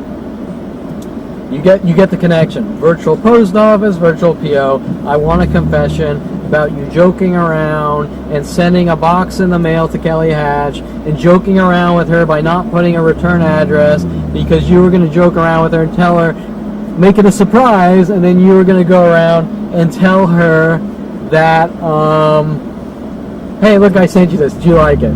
But it never got that far. It never got that far because, like everything in my life, I'm hunted before anything ever happens, right? My father hunts me down for buying an engine for my car, saying I'm out of control and reckless, but nothing ever out of control and reckless happens. He just throws the judgment on me and then hunts me down. He leaves the entire stories out and hunts me down. He doesn't wait for anything to happen with the rest of my family. They just hunt me down, right? And that's where things get really weird, because I have a brother who runs around, he puts license plate frames on his car, I swerve and hit people at random, he gets pulled over by the police with license plate frames on his car, I swerve and hit people at random, he runs around with his friends putting crowbars and baseball bats and all these weapons in his car, with all his road rage shit, which it turns out my family actually knows about, and it supports him on it, and that's pretty fucking strange. And they're not concerned about this cat. They're concerned about the friendly, positive, giving, caring guy who believes in work ethics, following your visions, your dreams, the capitalistic society, the melting pot of society where all cultures and races get along. All these things I'm talking about right now, 90% of the people in the United States believe in, but when they talk to me, they pretend that I'm crazy. Okay,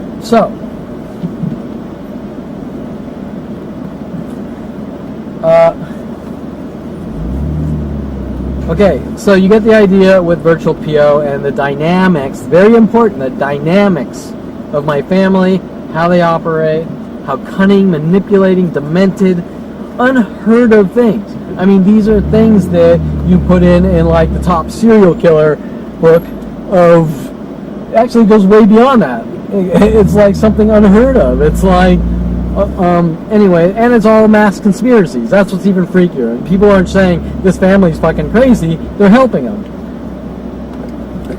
Okay, so anyways,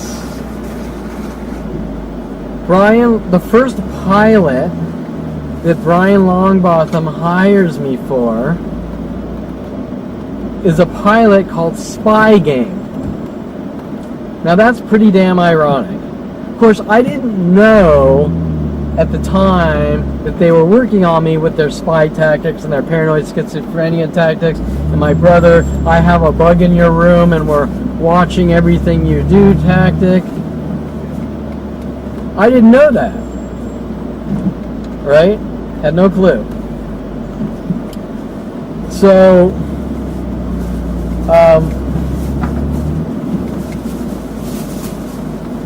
had no clue that was happening, didn't know it was happening. Hires me for Spy Game, and what was the reason? Well, the reason is to try to make me look like a violent paranoid schizo, hire me for a movie or a pilot called Spy Game, and have people following me around, spying on me, violating my internet privacy, violating every privacy known to man with their hint tactics. I know this about you, I know that about you, I know you surfed to this website, I know you talked to this person, I know you said this to that, I know you tapped someone's bumper 10 years ago, but these things are never directly said to me. They're just hinted with guilt over and over, right? So, Brian Longbotham wants to hire me, and did hire me, to work on a show called Spy Game, and I think it was about some college kids with a camera, trying to stop crimes that weren't cops or something, trying to make it look like I conformed to the pilot and things like this, right? The things they were already doing to me, he wanted to try to trigger my thought process into paranoia. It's kind of like, we're going to send you suggestive messages that we're going to kill you, you figure it out, then you tell someone, then they say you're paranoid, and now we're going to put you in a mental institution, right? That's the analogy. So you get the idea, right? Okay, so, well, Spy Game, I worked on Spy Game, I worked at Universal Studios on Spy Game. Spy Game never made it to the first season to be tested, or whatever they call it, because Brian told me, who knows what's true with these types of people, Brian told me that there's some kind of LA, I don't remember, it was like a freeway, something happened on a freeway, or something big and semi-violent. Oh, we got another black, what was a black police car at one time.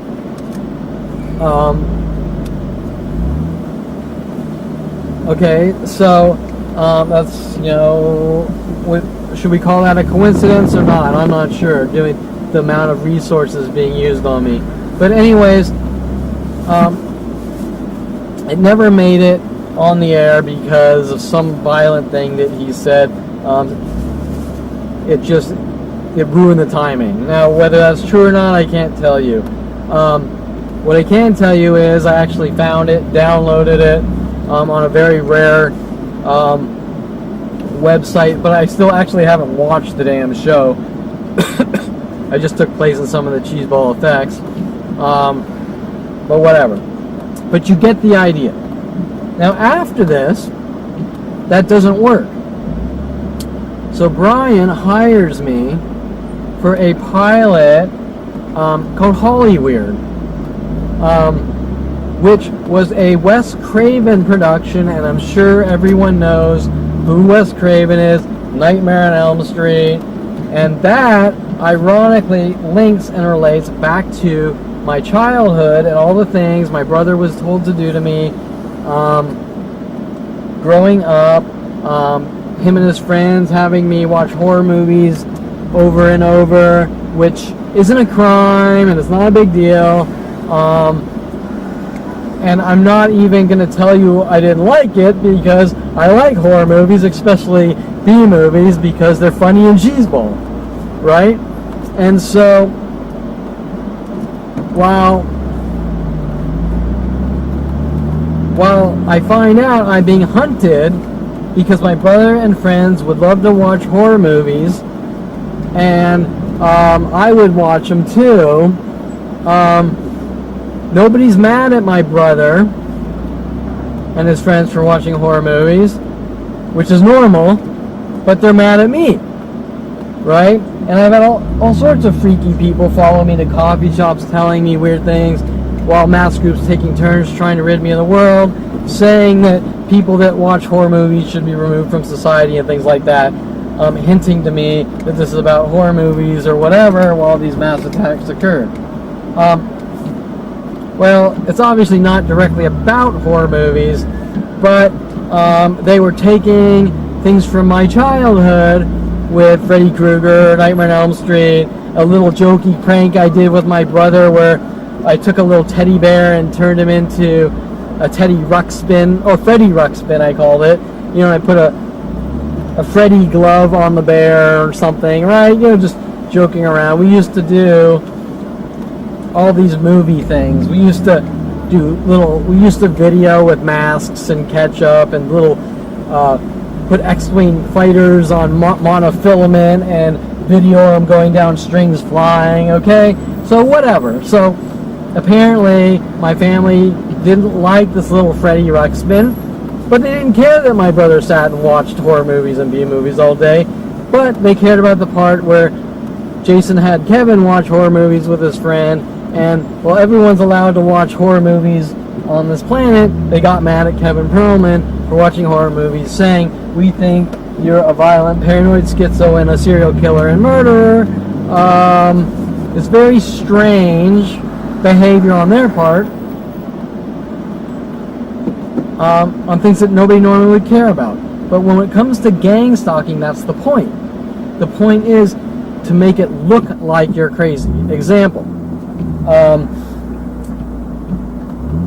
If my family is coming after me for watching horror movies with mass groups and doing it in suggestive ways where you don't have proof, and then you say people are coming after me for watching horror movies, they'll say, well, you're crazy and you're paranoid, because nobody cares. Who would care about something like that?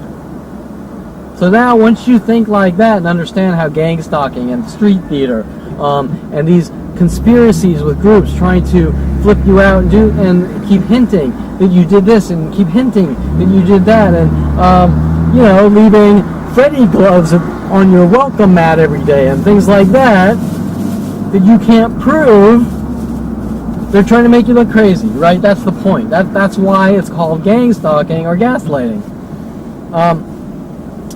So now, the next pilot with Wes Craven, Hollyweird, we have now linked back to my childhood with Freddy Ruxpin, shit that nobody could normally care about, and everyone would just laugh and go, that's fucking hysterical, you did a little Freddy Ruxpin, that's fucking funny. Okay? Now,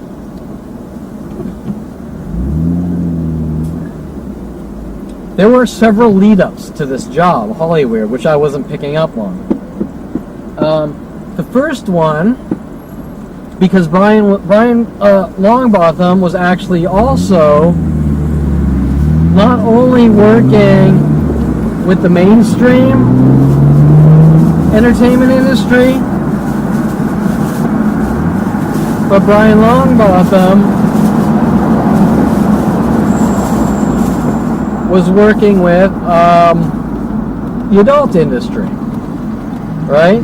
Now, when he introduced me to Michael Bialis with his Rudy the Rubber show was linked right into the adult industry with his little condom puppet shows with porn stars.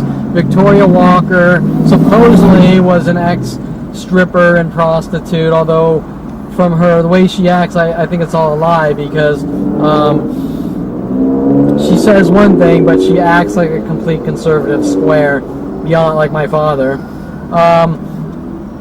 Anyways, and they were working with people like Lisa Ann,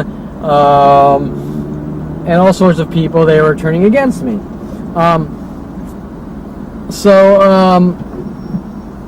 Brian, he hires me for Hollywood. Oh, and so I'm playing pool. This is probably about a month before hiring me. I'm playing pool at Yankee Doodles, which they ran me out of Yankee Doodles, saying that I was harassing waitresses for no reason, just destroying my life. And that was also linked to Tom Farley, too.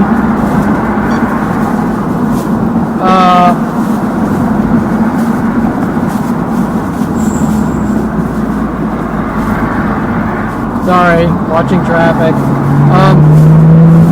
So this is before they ran me out of the pool hall, and every pool hall worldwide, because I was a big pool player. But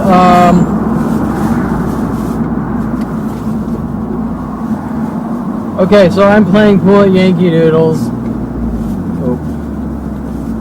and porn star Holly Body was her name, like a 90s porn star, comes in. They play pool across the room. As they leave, she looks at me. Okay, Holly Body says, he's weird, right? Now, about a month after this, Holly Body says he's weird, talking about Kevin Pearl and me. And a month after this, Brian Longbotham hires me for a Hollywood pilot called, guess what? Holly Weird. Right? Now, that's pretty damn coincidental. So, what was Brian doing? Again, trying to flip me out, turn me into a violent paranoid schizo. Okay, so,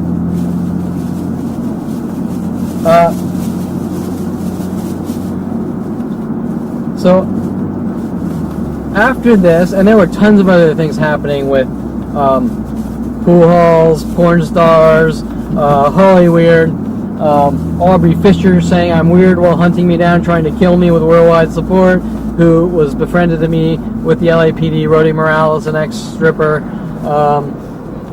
whatever, who wanted to get into photography, because I got into photography so she could sabotage my name in studio photography. Brian hires me for Hollywood, and while I can't remember a lot of it, I worked on the Universal Studios lot, and we worked in this little room without windows, and okay, this is the big one, and I'm running low on energy here, so I don't know if I'll start it, but I might have to continue this because I'm getting tired of talking into a camera.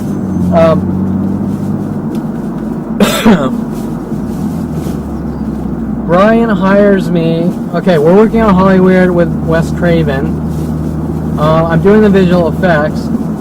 I finished one of the visual effects, and I don't even think these were real things. I think these whole things were just scams and staged. But there were sets, and there were actors, and there were even things put in all sorts of movies about them joking around about my personality, using them in other actors on future movies and things.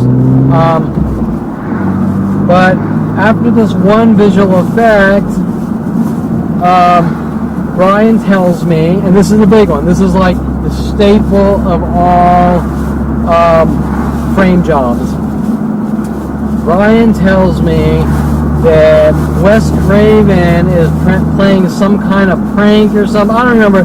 Obviously, this is like 25 years, probably longer. And Brian tells me that Wes Craven wants me to splice in, and ironically, like Fight Club, he wants me to splice into the clip, and this was before Fight Club, remember that.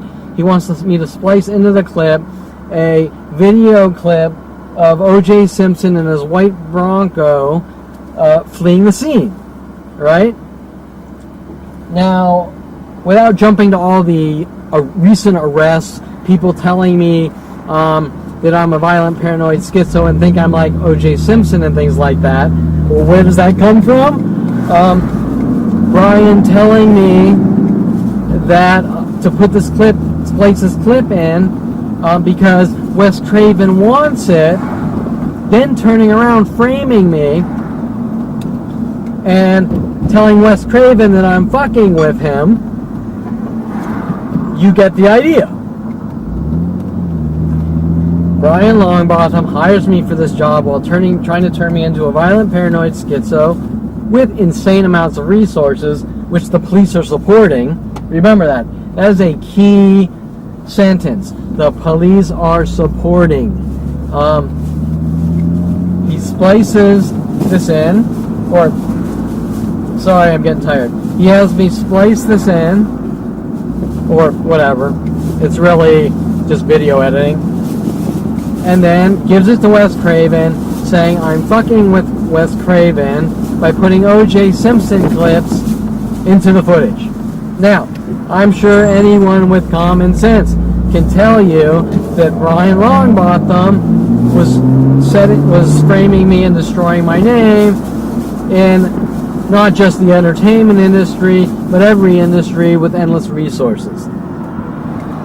Okay, so, well, that is just one of these endless things.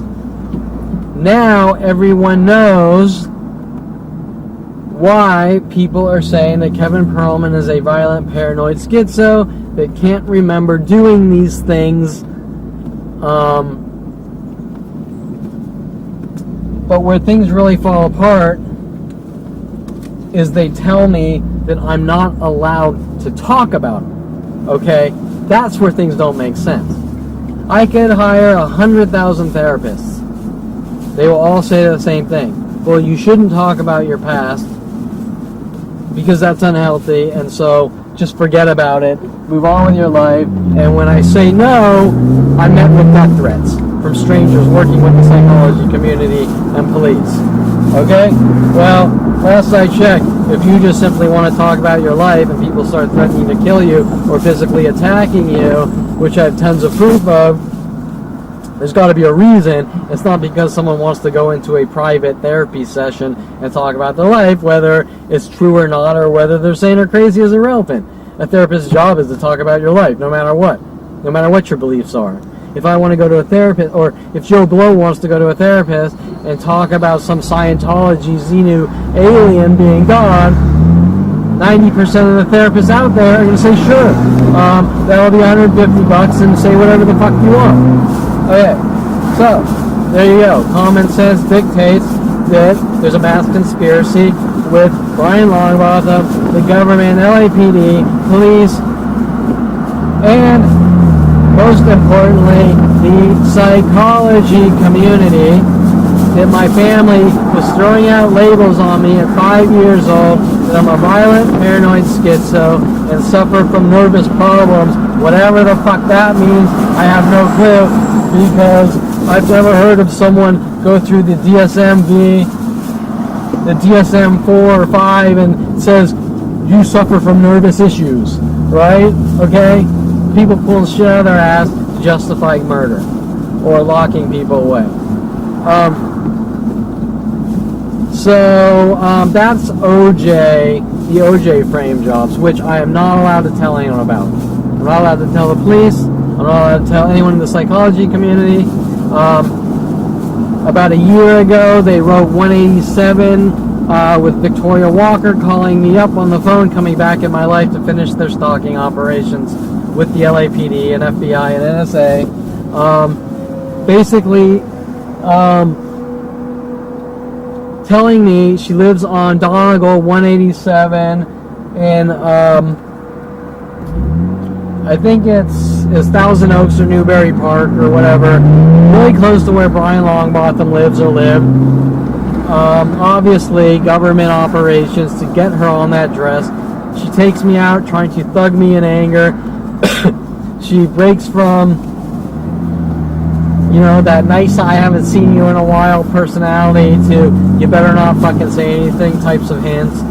You name it, right? She calls me up. She tries to set me up and frame me, the usual, trying to get me to go see her husband Matt at the gym that he was involved in kicking me out of, working with every other gym worldwide. And 2 weeks later, when she realized that I wasn't going to fall for her reeling me in to try to set me up, she was working with my neighbors and the LAPD, writing 187 on my car, putting gloves on it to hint about O.J. Simpson, with conversations from one of the Persian neighbors who keeps hinting about O.J. Simpson trying to get confessions from me, right? I mean, these are obviously all linked. I was introduced to Michael Bialis from Brian Longbotham, who framed me, right? And Michael Bialis and Victoria Walker are working with the police to say that I'm a violent paranoid schizo because Brian Longbotham asked me to put in this video clip for Wes Craven, which, while I wasn't really thinking too deeply about it at the time, and it is a little off color, he was my boss telling me what they wanted me to do, right? And because what they wanted me to do wasn't really a criminal act, it didn't seem like the biggest, the worst idea in the world. And being that there was that 15-year trust, you get the idea. Everything is based on trust. And so, that's the OJ, and that is just one of their violent paranoid schizo tactics, although they have recently switched up from Kevin thinks he's O.J. Simpson to hold on, there's so many of these things. Oh, Kevin thinks he's O.J. Simpson, so now they're working on the Michael Jackson tactic. Now it's Kevin's crazy and thinks he's like Michael Jackson. This is a new one. Anyways, I think my voice is starting to go. I think I've been talking for a couple hours, so this is going to be a long entry. But it gives you a lot of minute details, which I'm told I'm not allowed to talk about, which I'm sure anyone that hears this, who's an honest person, is going to say, that is more than relevant, and that is beyond any level of disturbing. And what is it that is so important that people don't want me talking about? Well, you get the idea. These types of murder operations or paranoid schizophrenia operations are not normally done to people, and being part of that type of thing means you're involved in attempted murder, basically.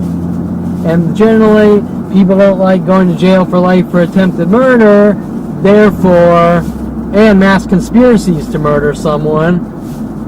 Therefore, you get the idea what is so important about stopping me from talking. And their argument that they didn't do anything wrong and I have to suffer from it and never have any type of life watching worldwide groups torture and kill me, telling me you better not tell anyone or we're going to kill you, is unacceptable. So you get the idea. Why are people supporting this? That is the mystery to me.